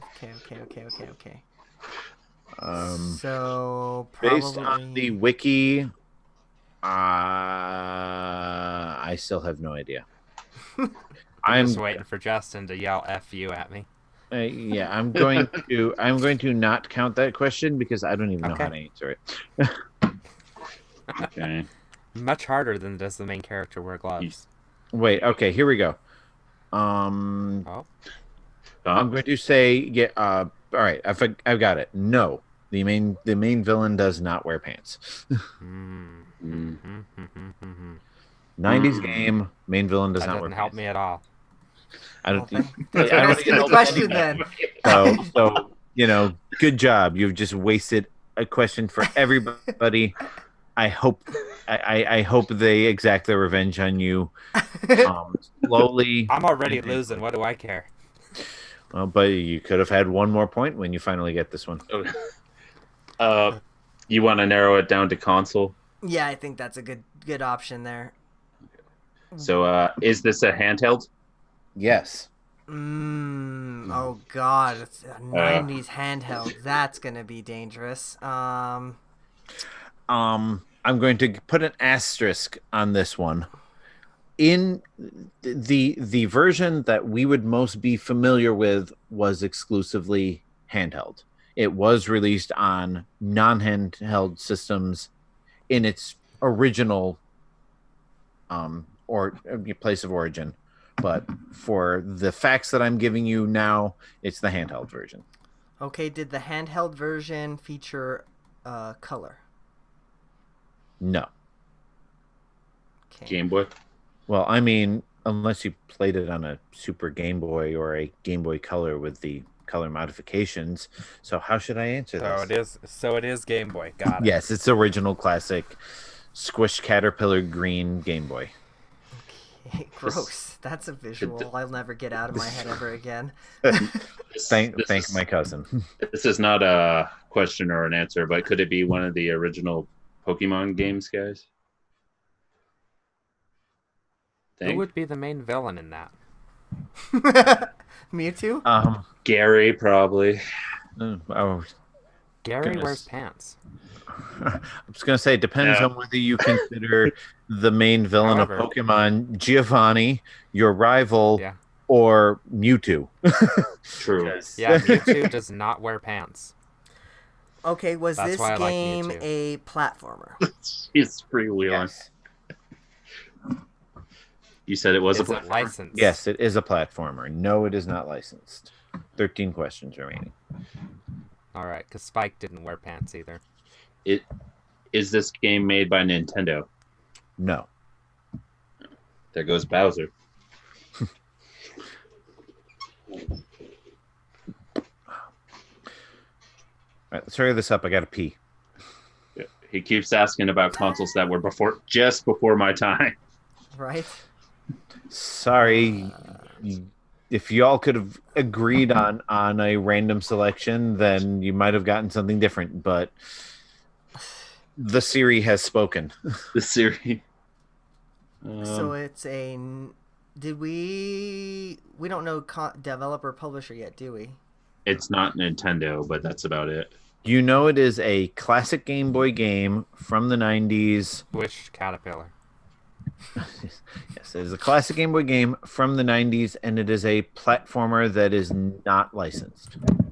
And the main villain doesn't wear pants. Yeah, and the main villain does not wear pants. Yes, That's I'm sorry. very I forgot important that very detail. important detail. Yes. I got your back, Steve. Eugene, I'm gonna need a Hopefully, shirt. Steve is wearing pants. I You're just don't gonna want to have know to the answer to that. Actually, I'm not wearing pants. He's wearing shorts. Let's get on with the game. Did I mention I have to pee? Hurry this up. Oh, God, I've killed Steve. All right, you're down a man. And at the same time, we're up a man, so it's weird. Well, depending on what man, hopefully he's wearing a pants. So.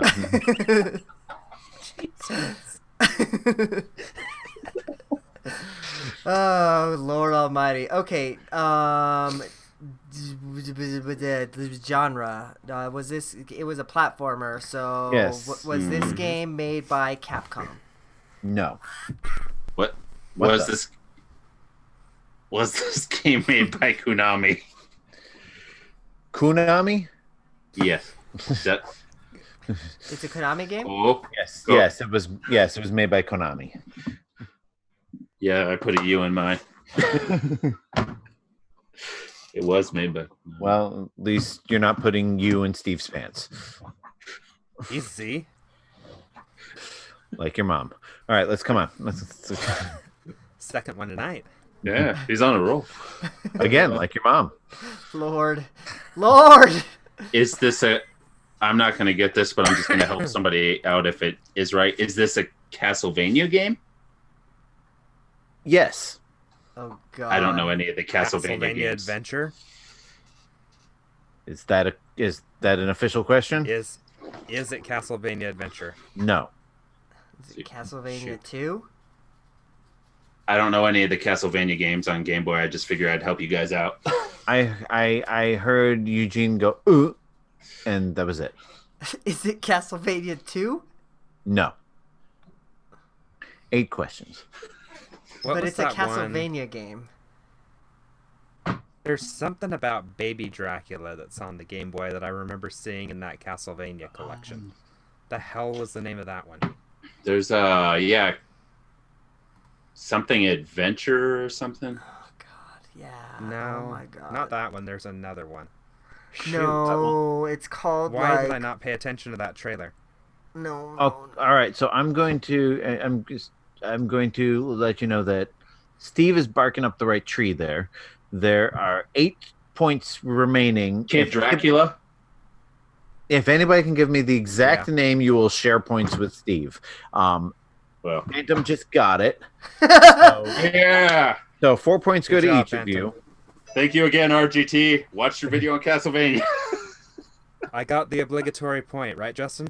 4 points. You got That's a 4 points. Oh, 4 obligatory points. I'll take it. So and Phantom wins with 7. Nice. Guess Yeah. coming Good in job, and Phantom. taking the W. Eugene is in second place with 11 points.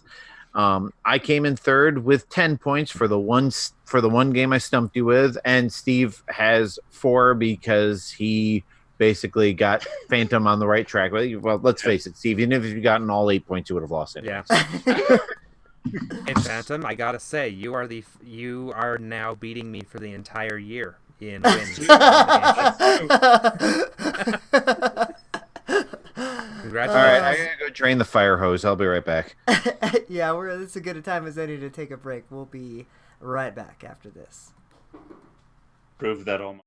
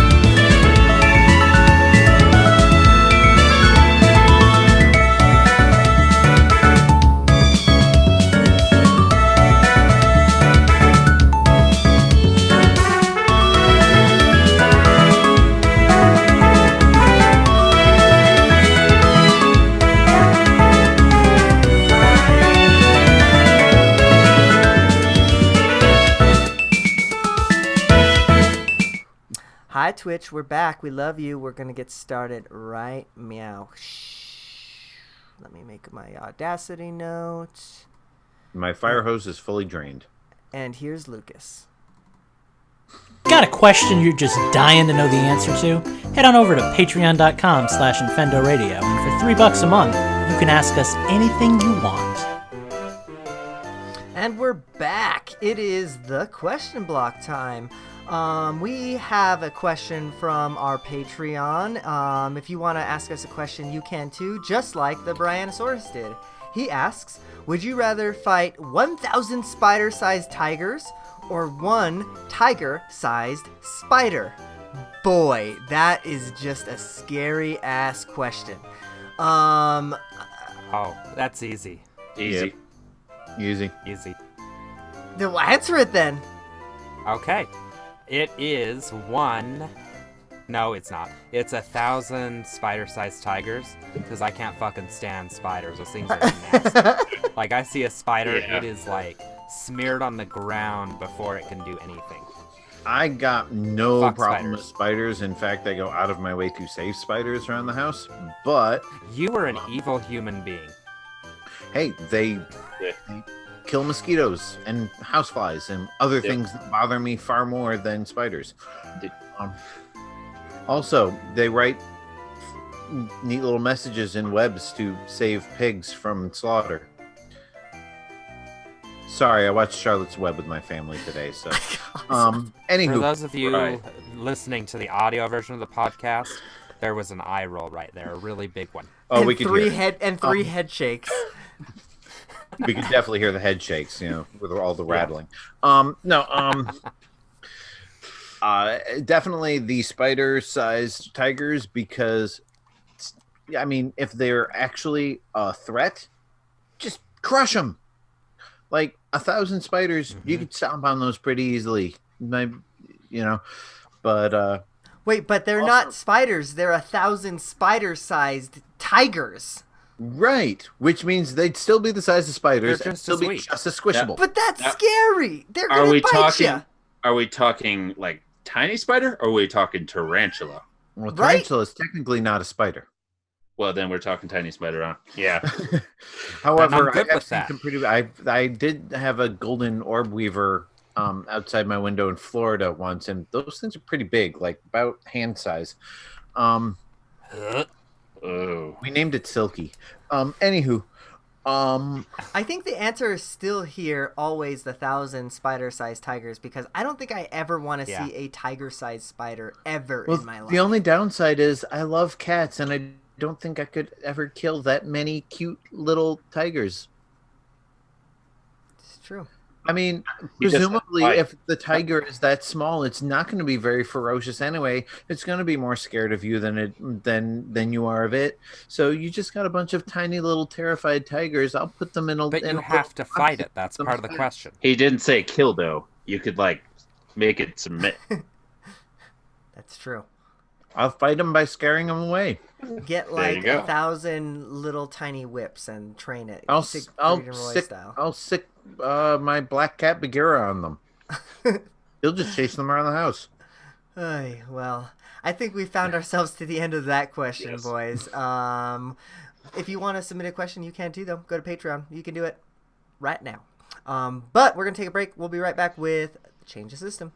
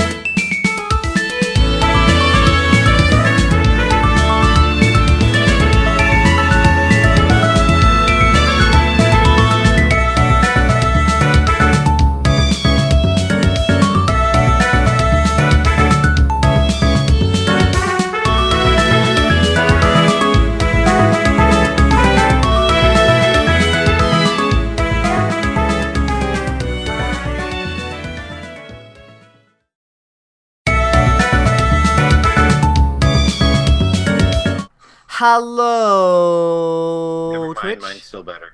You're not wrong. It is Change the System time. Justin's better than me. We're going to play some music. Oh, here we go.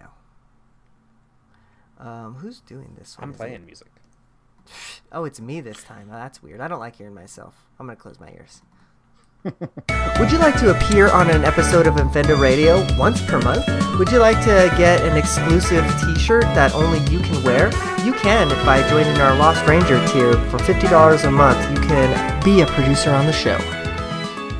Alright, it is Change the System time. If for whatever reason this is your first time on the show, this is where we talk about the games we've been playing. Phantom, you're our guest, so I would be remiss if I didn't start with you. What games have you been playing? Not just this last week, like just what games have you been playing? I've got quite a few, but I'll start with is it Yeast? Yeast? I can never pronounce this right. I've heard it pronounced yeast. The only reason I know is because of minus, but yeah, I believe it's yeast. Yeast, La Cremosa Avdana. I played and beat that like in a week. It's actually not that long. I'm okay on it. I mean, I feel like I'm not really big on the action combat. The music's supposed to be playing still. Yeah, that always throws me off when. Yeah, throw me off. Anyway, I'm not as big on the action combat on it as minus is, but otherwise a great game. And then the main thing I've been playing just yesterday is this Oculus Quest. I'm gonna have to leave the show. My bank account would not allow this. Not allowed it. No, I'm going to Best Buy's website right now. I've already entered in my credit card information. Okay, let me tell you, this thing is awesome. It's great free roaming. I was playing a couple of games on it. I played Vader Immortal, which is awesome. There's just a scene at the end where you just see Vader just massacring something. And it's just awesome. You're like fighting too, and he's fighting something. It's a short experience. It's only like 45 minutes, but it's only $10. And you have a like lightsaber combat at the end where you just stand in a ring and you got to deflect blades or blasters from robots and stuff. So I think it's a pretty good value at that. Then I've heard that that's pretty cool. I don't know that it's on the Oculus proper. It might be, but I haven't tried it yet myself. I think it is supposed to be on the Rift, but I think it's Oculus only. It's on the Oculus store. Then Vader is actually pretty tall. He's like 6'8", because he's taller than me by about 4 inches. That doesn't. Right, I'm looking this. I think they just program him to be like 4 inches taller than whatever the player you are. is. Yeah. How tall is David Prowse? Oh God. Jeez. David Prowse was 6 feet 5 inches tall. So you and Darth Vader should be roughly the same height. Yeah. Sans helmet. They lied to me in VR. Well, all right. Let's put it this way. He might have a slight lift in his boots, and the helmet probably adds about an inch. So. Although it's just kind of cool seeing him. I was just gonna say I'm okay with it in VR. No matter what height he is, him being taller than you, even if you're like 7 foot tall, you don't want to be towering over Darth freaking Vader, man. That would ruin the experience. Yeah, and he is a main character in this. Like, that this would is about be the him. Experience. Like, you're a guy, you're somebody else, but he plays a huge part in this. That's why it's called Vader Immortal, and it's episodic. So they're going to be releasing more and more episodes of this. Well, whoever titled that game clearly did not watch the movies. He is not immortal. I saw him die. Well, we haven't seen we the haven't seen the episode last 9 yet. Yeah, I was just gonna say. Oh yeah, nobody is ever really dead. I think this takes place between I want to say between 2 and 3, but I might be wrong. Yeah, it's on Mustafar. So I don't know where he would have been there. But Mustafar, between 3 and 4, because there was no Darth Vader between 2 and 3. Or sorry, yeah, I was thinking between 4 and 5. Yeah, Mustafar, I believe, was where his castle was in Rogue One. That's where you are. Okay. In his castle. Other than that, I've been playing Beat Saber. That is awesome on Quest. I bet you that it's so, and I know you've played it already on PSVR, right? Yes. I bet you it's just such a better experience having it is. Oh my god, yeah, it's gotta be. Okay, better 2 questions. Number 1, can you play like the user modded version of Beat Saber? I don't think so right Probably now. not on Quest, not yet. Okay, because that would suck because I had a great time playing the Skyrim theme on a hacked version. And number 2, how much is this doohickey face mask thing of yours? The world of tomorrow. Yeah, right. It's 400 for this. All right, and I am out of this conversation. I will be back in about 15 minutes. Justin, that's a great price for VR. When I bought my original Oculus, I paid $600 for this stupid thing. Not that it's stupid, I love it, but you know. I got my own VR in the next room, and I paid 1/10 that price. And this is self-contained. It's 1/10 of the experience, but. And the last game I've been playing is a game called Dead and Buried 2. Ooh, I love that game. Yeah. Yeah. Uh-huh.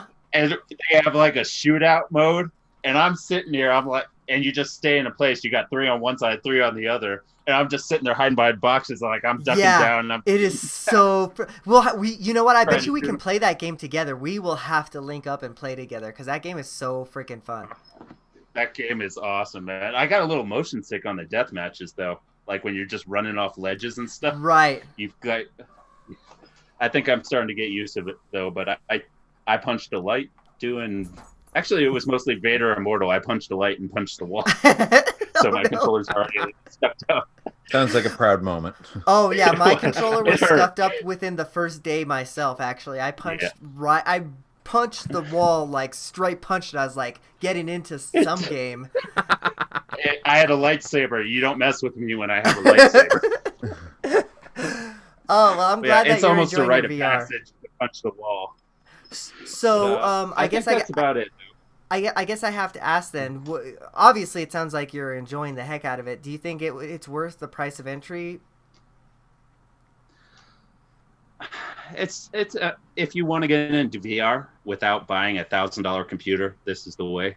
Mm-hmm. I think this will be the most mainstream to date. It might not be totally mainstream, but I think it's building towards it. Yeah. Like, it's definitely the way to get into VR. PSVR, I know it's cheaper, but the tracking on that is just awful. It's garbage. Yeah. And this one, you can duck down. Yeah, you can duck down. Like I was literally on Dead and Buried. I was on the floor, laying down, just shooting someone. Like that's so cool. Trying to get cover. Yeah. Oh my God. I have a similar experience with mine, but even with the original Oculus that I have, it's got a wire. So God dang it, if I didn't want to get that freaking Quest when it came out. That tracking in the wire are the reason why I got this thing. Like that wire, man. I yanked my PS4 out so many times. Sure. Because you get into it when you're in VR. You're like. After I finish this tent sale and after I get back from New Mexico, I think I'm buying one. You should! No, we just gotta get Lucas on board. You should. Yeah, I mean, if you're already considering... I'm out. Honestly, though, if you're already considering, like, PSVR, which is, what, $200, I mean, you're halfway there to a much better experience. I was looking at buying Phantoms. Shoot. Yeah, and it comes with the controllers. None of the games are $60. They're all cheaper games. Mm-hmm. Like Beat Saber's $30, Vader's $10, Dead and Buried 2 was $20. See, that's all I need. I just need the Oculus, whatever the hell it is, and I need Beat Saber, and that's all I will ever need. I will probably buy Vader Immortal because I like Star Wars. But, yeah. Beat Saber's where it's at, though, isn't it? Like, that game is just... it's just so amazing. That is the system seller, Beat yes. Saber is the reason I want VR. That's the reason I want VR is for Beat Saber. But there are some other good games, but I'll talk with you about it later. Awesome. Well, that has been our VR minute, apparently. Anything else that you've been playing VR or otherwise, Phantom? And I can't Can't think. I've been meaning to get to 12 is better than 6 because I got that code from you guys and I just never got around to it. Well, next time you're on the show, maybe you'll talk about it, or by then maybe you'll have a review written or something like that. So maybe, yeah, I'm gonna try and play it this weekend and get a review up. Awesome. Well, I know another game that Phantom's been playing that I'm going to talk about. 'Cause it's the only game I've been playing. Minecraft. Oh God! Here's our Minecraft hour. Here's your Minecraft minute. Yeah, because that's pretty much my whole gaming week as well. That's why they call him Minecraft Steve. Oh my gosh, you guys! Wrong. I am heavy into Minecraft again. Like, I'm at the final boss in Final Fantasy X. I was grinding out for some stuff. And then I'm like, oh, I'm gonna play Minecraft for just a minute. I just need to get in there and download something. That was it. I'm fully back in Minecraft again.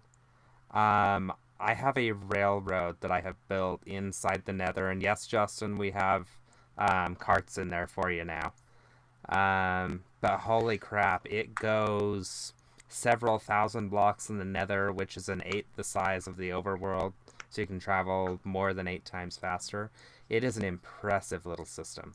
It's nearly impossible to collide. I think there's like a 6-block collision thing on the one track, and that's about it. No, I need some maps so I Yeah, know how to get I'm around. heavy into Minecraft. Map. You want maps? EP is our local cartographer. See him; he can get you maps. Oh my! We've You're already got lying. that There's covered. not. What This else? is not a What else thing. do you want, Justin? I mapped No, the southwest EP and the has southeast. he has got. Yeah. You notice See? those full? See? I mapped that. I'm not for lying. them. Yeah. And we've actually just learned that if you place a map inside a if he has a map at his base and I have a map at my base, both maps will show both bases. So that's another project we're working on right now, is placing maps at each of the main Boy, bases. this Good, then maybe- Minecraft game. I swear to I can Lord. find my way from my soon-to-be home to the rest Justin, of y'all's stuff. All you gotta do is give me coordinates. I'll come. I'll build a I nether gave you my portal. We'll get it. coordinates. I gave them to you Did the you? night I started building, and nobody has come to visit me. Nobody comes to visit me. It's just real life. I'm just out in the middle of nowhere. I have no. I just feel Grandma like Justin over here. Come and visit. I've got some pudding for you. you never call anymore. I am playing this multiplayer game where like 20 people are sharing a realm. 15. Nobody comes to visit me. It's only 15. We need 5 more before we hit that. Okay, Justin, here's the deal. I've got 14 hours a day for the next 4 days to play. I'm going to need those coordinates from you. I'm going to finish They're the in bridge. Discord.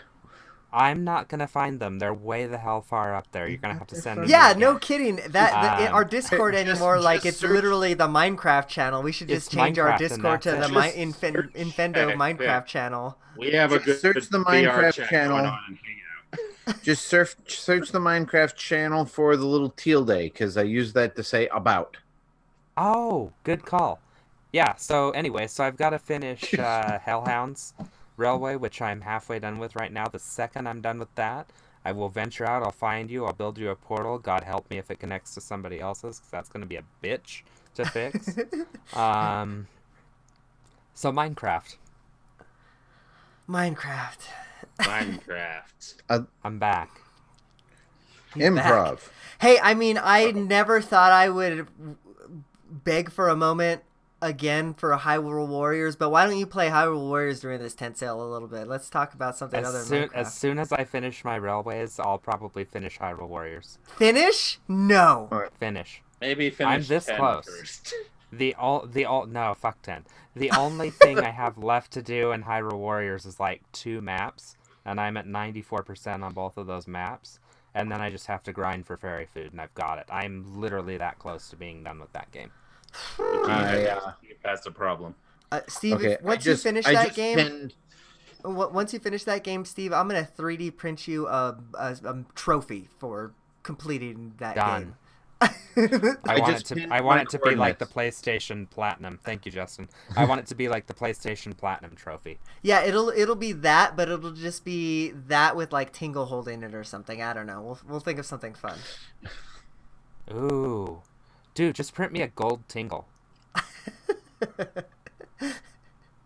I'm not Justin, touching your gold tingle. Justin. Also, will I'm you, just throwing it out there. If I'm Yes. real quick, All right. and then Well, I'll let let you talk, Justin. Yeah.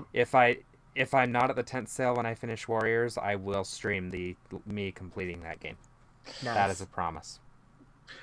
Well, I guess I'll take over and talk about what I've been playing this week. I've been playing Minecraft. Oh God, for the love of Yes. So yeah, like, and Eugene drops out of the call. I'm glad I didn't go over this. Peace. So yeah, when we were talking last week about how much everybody was doing in Minecraft, and so I decided to check out your world. And like I said, one of the reasons I never really got into Bamflestamp was because like everything was already made. I didn't really know where to go or what to do, and it was just kind of like visiting somebody else's house, but they're never there. So I'm like, well, there's no point in doing this. And I didn't know where any of the caves were that y'all were finding stuff in. So I just kind of would poke around, look at everybody's stuff, and then leave.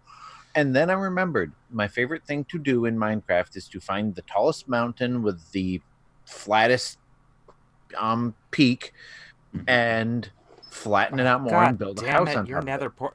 Your portal is going to be up on like level 80. Do you know how hard it is to get up that far in the nether?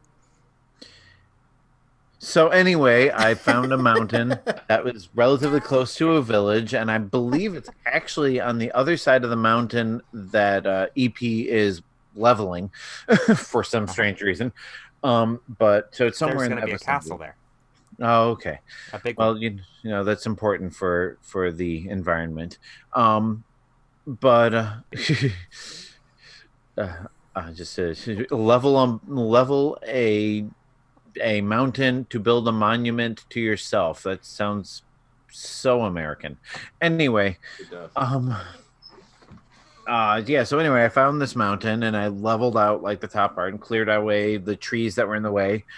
I set up a temporary base. Basically, I stole a bed from the nearby village because I couldn't find enough wool to build one.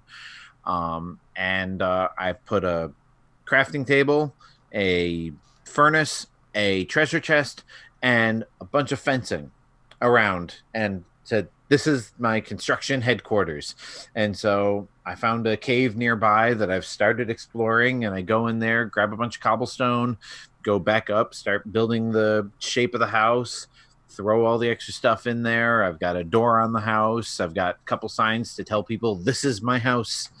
I haven't really got much into it. See, the problem with me and building houses is basically what I want to do is build a mansion. But then I'll build the mansion and not really know what to put in it. So, like, I built a mansion in a previous save, and it was just big empty spaces everywhere.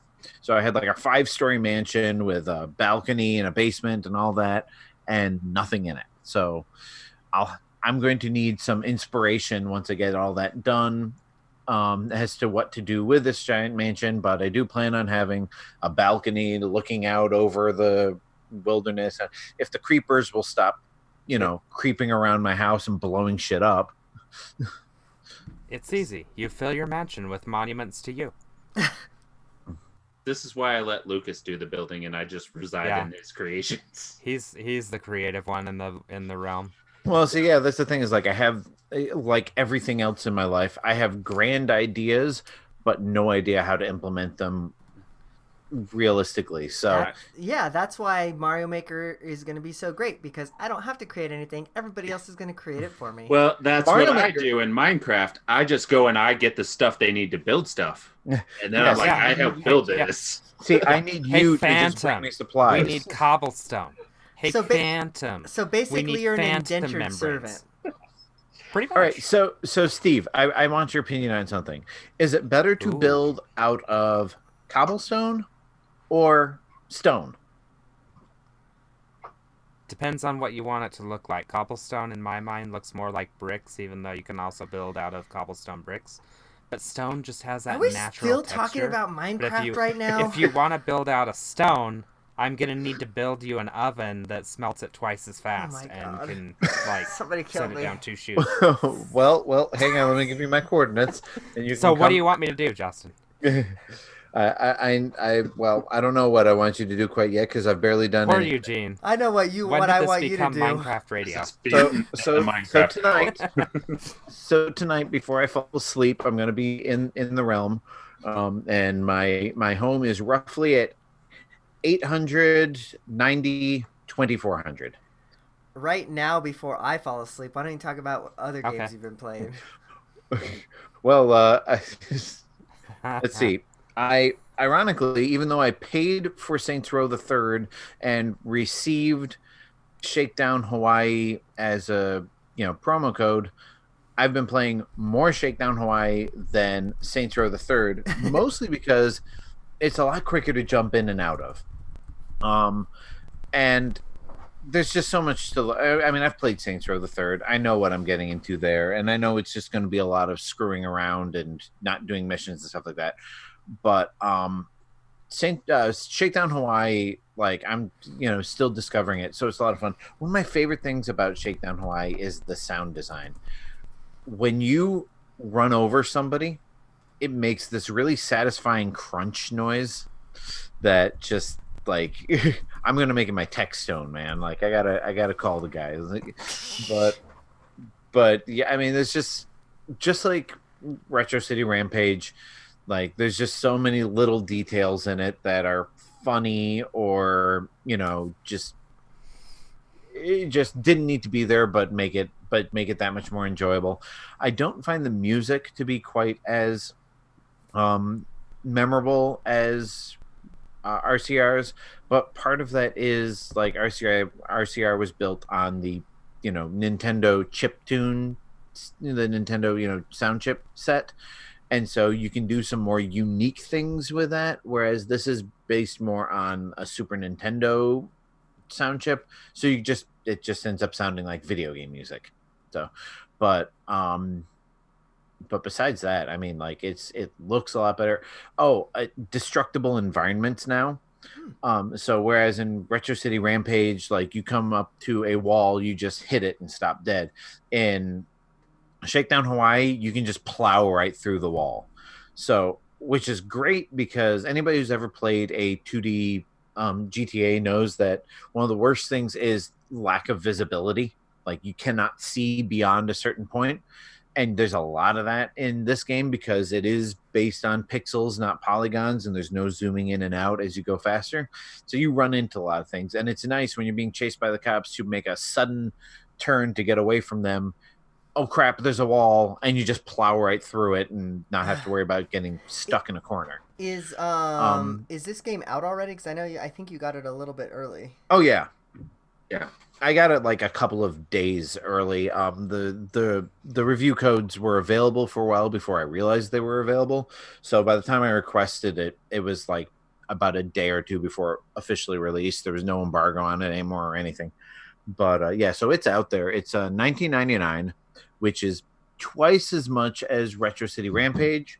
So I can kind of understand that being like possibly a hindrance, but like I said, the past 2 weeks, if you liked Retro City Rampage, you're really going to like Shakedown Hawaii. And again, the story is a lot less kind of, elbow to the rib parody, less making fun of pop culture and the 80s, and more kind of a satire on modern life. Because again, the story is you are an old, out of touch business owner who, instead of adapting his business to modern things like smartphones and internet and streaming, is just destroying those things to bring back his video cassette rental empire. So, I mean, it's really kind of making fun of all that, technology that has gone by the wayside. And what if somebody completely slept through the past 20 years and woke up and realized that everything they own is obsolete. So yeah, I've played a lot more than I don't even know if I've booted up Saints Row, honestly, in the past week, because it's been Minecraft or Shakedown Hawaii. I've played a couple of other little things, played a few more levels in Rayman. I ended up buying Wheel of Fortune because it was on sale, and I love Wheel of Fortune.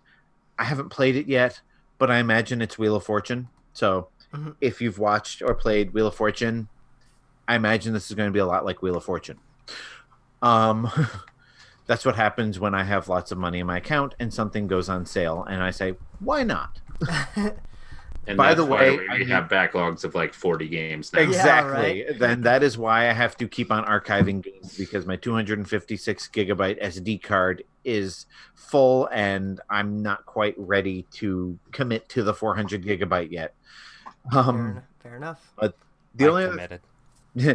the only other thing I want to add as far as Mario Maker is concerned is that's one of those things where if I get the inspiration to make something, I will go all out and edit my creation for weeks until it is perfect. So if you go, I will share it on Twitter. But if you go and look at my Super Mario Maker levels, they are all expertly crafted over the course of several weeks until I was finally happy with them. But I only have like 10 maybe at the most, because it takes me that long to make a level. Nice. So I have 2 Mario Maker stages I created. One I submitted to Nintendo Fever for our Mario Maker contest, which I'm going to recreate on the Wii U. And on the 3DS, I created a really cool one based off of 1-1. And I'm going to be recreating that one in this game as well. Nice. So. Mine was loosely inspired by... So once I have those created, I'll put them out there. One of mine was loosely inspired by 1-1, just in that I used some of the... they teach the player through gameplay sort of method, which I actually incorporate that into all of my levels. All of my levels have some sort of twist. There's a gimmick to them. I have one where you go down certain pipes and you switch between like big and little versions of the world, but it's not just like a gimmick. You have to switch between the two of them to solve the puzzles to get to the end. I have another one where you have to use Yoshi through the whole thing, and every like next challenge requires Yoshi in some way. Nice. All right. Cool. Well, I'm gonna take over here because we're talking change the system. You guys ain't even playing Mario Maker this. I did change the system. I changed from Switch to Wii U. You did not play Mario Maker this last week. Do not lie to me, Justin. I think he's got you on a technicality, Eugene. I am going to talk about the games that I have been playing this last week. Have you been playing Minecraft? No. And that's been Infendo Radio, ladies and gentlemen. I'm out. Thank the Pokemon Lord, Go. no Minecraft on my Oh yes, system. Pokemon Go. That's his Go. Minecraft. Mm-hmm. But I have been playing some other games. A lot of the same, some new. So let's start with some of the same. Some of the same, but also new, is Pokemon Go, because they just released some new Pokemon this last week. So we were out and about and catching some Pokemon. I got my new Eevee evolutions, so that was super exciting. I even got both of them shiny because I saved some shiny Eevees from the last event, so that's super exciting for me. You need to tell me what you want from my collection so you can send me a Meltan, and we can get our lucky trade. I mean, honestly, I'll send you a Meltan for whatever. I have like so many Meltan because I have Pokemon Go. Don't you have Pokemon Let's Go? Why don't you get your Meltans? Get to Saffron City, boy. Because I've only gotten 3 gym badges thus far, so I don't know how much farther I have to go. Wait, is Saffron City the place that the Safari Zone is in? No, it's Fuchsia City. Get to Fuchsia City, boy! I don't know what city I come to next, so I've rarely made it past 3 badges in any Pokemon game. But with Pokemon Go's newest update came some actually kind of exciting updates, in my opinion anyways. So they released some new items to the game. There are now 3 different lure modules, and so if you don't know, lure modules are what you can attach to Pokestops, and then it will attract Pokemon to it. Well, they introduced a grass leaf module, I can't remember what it's called, and then an ice leaf module. And basically that's how you would normally go about evolving your Eevees if you're not using the naming trick, but also it's going to attract those type of Pokemon to the lure module. So I think that's a really cool addition to the game. I had a lot of fun with that. We were we were actually setting lure modules during the community event at the mall, and there was just a ton of people out playing again, man. Like anytime there's a community event, you just see the people out. That's kind of cool, because that's sort of how they do it in the main games, too. Right, yeah. Like, you have to go to a specific spot to evolve that Pokemon into that type. Mm-hmm. Yeah, no, they're doing good things with Pokemon Go. I know we gave them a lot of crap. Well, I guess it's been a few years ago now when it was taking them a lot to do a lot of updates. But that was before raids even. And now they're just on boom, they're just hitting it. Like every other week or every week there's some kind of event going on. So it's great. Yeah, I'm playing it every day. Every day I hit at least one Pokestop and catch at least one Pokemon just for the experience points. But I mean, between the Pokeball Plus, which spins the Pokestops automatically as I'm driving to and from work, and the fact that I have all these friends to trade gifts with and all that, like I get a lot of use out of the game. Like I don't play it hardcore or anything like that, but like I get a little bit of playtime out of it every single day just because there's so much to do. For sure. But that's enough Pokemon Go because I play it every day, just like Justin. It's going to be okay. It's great. It's fantastic. It's still a great game. Another game that is still great is Smash. I'm still playing that game, guys, almost exclusively. So boy, oh boy, am I getting pissed at the ranked mode thing, man. So I've gotten a couple of my characters well above 4 million in the GP ranking thingy or whatever it's called, and I still can't get invited to that exclusive freaking ranked mode or whatever it's called, man. Like, come on, throw me a bone, Nintendo. No, it may be, but I'm even using Ganondorf, and so is he. But man, it is tough. It is. He's not black, he's green. I'm colorblind. Throw me a bone here. But yeah, Smash is still good. It's still super, super good. I've been playing. I've been on this kick lately where I'm playing in team modes. So I'm loving playing with teams. Teams is fun. But that's enough Smash. I mean, same old story there. Still good. I'm ready for the next. Oh, go ahead. One question on that. When do you think they're releasing the next character? Because it's been like 6 months. Yeah, I was just gonna say that. I'm ready for the next fighter to hit because the last one we got was Joker, and it's been a while since then already. Man, I want. It hasn't been that long. Didn't Joker come out in April? Yeah, and I think it's supposed to be every 2 months, right? I don't know if they've released a timetable, but I'm already ready for my next character. I'm pretty sure the next character is either going to be announced at or released during E3. Well, the next character is... So Dante from Devil May Cry will be announced? Yeah, right. Or it's going to be somebody like off the wall. I hope it's like someone... I don't know. And it's going to be an Echo Fighter of Bayonetta. I would. I'm just saying they said that they wouldn't put Dante on Smash until they had a game on Switch. Right. And they just announced the original Devil May Cry for Switch. Right. Just saying. Yeah, honestly, that would be cool. I would totally take Dante in my Smash games. I mean, his moveset's already perfect for the game, so. But I have never played a Devil May Cry game. I have never played a Persona game, so none of these characters interest me at all. Just give me Banjo. Bayonetta, so you've pretty much played Devil May Cry. Bayonetta is like that on steroids. Right. It's pretty close. But other than that, honestly, I haven't really turned my Switch on very often. I think there was like a 4-day period, which is rare for me, which I didn't play any Switch games. But what I have been playing, and this is a weird one, a throwback, I downloaded Solitaire on the Windows Store out of nowhere on my little vacation because that was just, something to play. I've been playing a lot of Solitaire on my laptop, guys. Like, Solitaire is still a good game. It's still great. None of that Spider Solitaire crap. Just regular, good old Solitaire, I even found a download that uses the same Windows 98 graphics when you win, and it has like the cards that like bounce across the screen and everything like that. Oh, jeez. It's great. It's great. I love it. So yeah. I wonder if I can get that on my iPad. Oh yeah, come on. There's probably like 199 versions of Solitaire you can download on an iPad.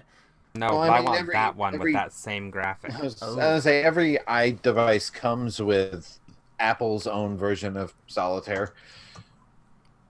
Oh, I didn't know that. It does? Yeah. Oop, Where? on the phone, on the iPad. All right, let's be fair. When was the last time you started using an iDevice brand new without first syncing it with all the stuff you already have? Back on the 3GS? I got one. Right, so... Oh, what's it? Oh, wait for it. Mm-hmm. Oh, what is that? Oh, the background is green, so of course it's tripping. This just failed. Whoa, no, put that away. Oh, cool. I cannot handle it. All right, but yeah, that's really all I've been playing, like heavily into Pokemon Go again. Not that I ever stopped, but like the new updates and the new Pokemon got me playing again. And Solitaire, like, yeah, give it to me. So, okay, well, that is the end of my Change the System. That is the end of the show. We've made it to the final phase of our evolution, and we are about to get out of here. So it is time to give us the plugs and tell the people where they can find you. Phantom, you're our guest. Where can the people find you? Oh, sorry, hey, I'm in the middle of the game. Solitaire. I was looking for Solitaire on my iPad. I'm literally in the middle of the game. Apparently stopped playing it a long time ago and never went back to the game. I can't find it on my iPad. That's all I'm saying. Okay. Anyway, you can find me at Twitter at Phantom4995, or you can find me on the Infendo Discord. I hang out there quite a bit. Lately, it's been either Minecraft or VR there, but eventually we'll go to something else. We tend to go in waves. Yeah, that's true. That's true. Awesome. Where can the people find you, Steve, when you're not hiding under a camo shirt? You can't see me. Mm-mm. You can find me at Gentis1 on Twitter and listening to Dead Mouse during the podcast. Dead Mouse? Come on, Steve. Well, I mean, at least it's not Moby, because we found out. Moby. We've found out some not too nice things about Moby recently. I got in one more swear, Eugene. You're welcome. Pro Jared level nice things, or right about that realm. Oh boy. I used to like, well, I still like Moby's music. I mean, you can like the art without liking the artist, right? I mean, I'm still a fan of Michael Jackson, so. So where can we find you, Justin? You can find me moonwalking my way through Minecraft. I don't know where to go with this. You can find me on Twitter at InfendoJustin. You can find me tweeting about Disney at Utilidork. You can find me playing on my Switch. My friend code is in my profile on Twitter. You can find me... Okay. You can find me being distracted by Steve's phone being waved in my face. There was something else I was going to say, and it's gone. It's gone. I had something else to promote, and you're welcome. Waving a phone is all it takes, huh, Steve? Well, I'm sure I'll get interrupted when I'm giving my plugs, but you can find me at Infendo Eugene on Twitter. You can find Infendo at Infendo on Twitter. Interruption. Go to Infendo.com. Like Phantom said, our Discord's popping lately. We've got a lot of really cool people in there these days. Everybody's just in there having a good time. So yeah, come and say hi. Come and hang out. If you don't like Minecraft, I'm sorry. Other than sucks to be you. There's VR too. VR. Yeah. Other than that, just make sure to go to Infendo.com. Like I said, you can find all the things from there. So with that, don't forget about Lucas. He'll be back here in a couple of weeks as well. You can find him at Chromatic Q on Twitter as well. Okay, so we're going to get out of here for the evening. We will see you next week. And until then, from Infendo Radio, good night. Bye-bye. Peace. See you real soon. Hey, that almost worked. What almost worked? I'm confused. Phantoms, bye-bye. I'm picking up what you're putting down. It wasn't quite a Lucas bye-bye, but it was close. I could try. Bye-bye. Nobody does it by Lucas. I appreciate that's an A for effort, but it's not Lucas. Hey, bye-bye. That was good. All right, everybody get to say goodbye to Twitch because we're going bye-bye. Better? That was Worse? No. Okay, sorry. That's I give about up. an A-, Eugene. Oh, shit. Well, at least I still got an A. See you guys.